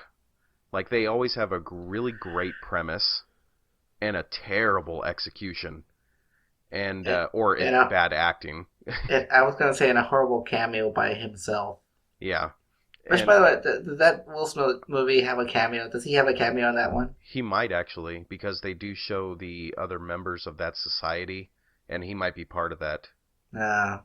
Unless he just decided not to show his face, Like which would be a wise move. Like he decided not to show his name for that fucking movie, right? Yeah. Well, although I didn't see The Last Airbender, so I don't know if he had a cameo in that one. I did, unfortunately, and I don't. It was so bad that I blocked most of it out. Even the visuals were pretty bad. But moving on from that, it's with this new movie, I'm hoping, because like I've said, is that he does have some talents that he doesn't necessarily use, like he should, and you see it in his movies. Like you're like, dude, you should continue doing what is happening right now, but he doesn't. And it's like he just pulls you in and nothing fucking happens. Yeah. But hopefully he's learned his lesson. Because I'm sure he's gotten a lot of shit over the years. And this will be a good sequel to that one movie. Yep. Because that was that's probably my favorite movie of his. And if people really think about it, they probably understand which movie we're talking about. Yeah. Yeah. It's not The Sixth Sense. And it's definitely not Lady in the Water. And those are the only two I'm going to say. But, well. Yeah, do you want to end it here? Yeah, we probably should. I mean, we're at, I guess, taking out the break, we're probably at about 2 hours and 5 minutes. So. Alright, yeah. This is a good place to stop. To our audiences, we are looking for new ideas and ways to improve this podcast, but we won't know if you don't write your fucking questions, guys. Come on. Yes, we need those questions. I mean, does that provide... Obviously, we take Andrew's questions and we make a segment of it, so... You watch it, we're going to get bombarded on, like, ways to better our podcast, and then I'm going to answer back, like, what's your podcast called? Oh, I'm sorry. How many podcasts do you run right now? Well, I'm kidding. I'll enjoy it either way. You send as many emails as you want, even if they're bad. Even if they're just calling us douchebags, because we'll use it. Yeah, but we are. But I am serious when I say, like, hey, if you guys know of a way that that can help us out, because I mean, or obviously, something you would enjoy. It's obvious that we don't like. We're not professionals in this shit. So no, it's basically just you and I doing what we usually do when we talk.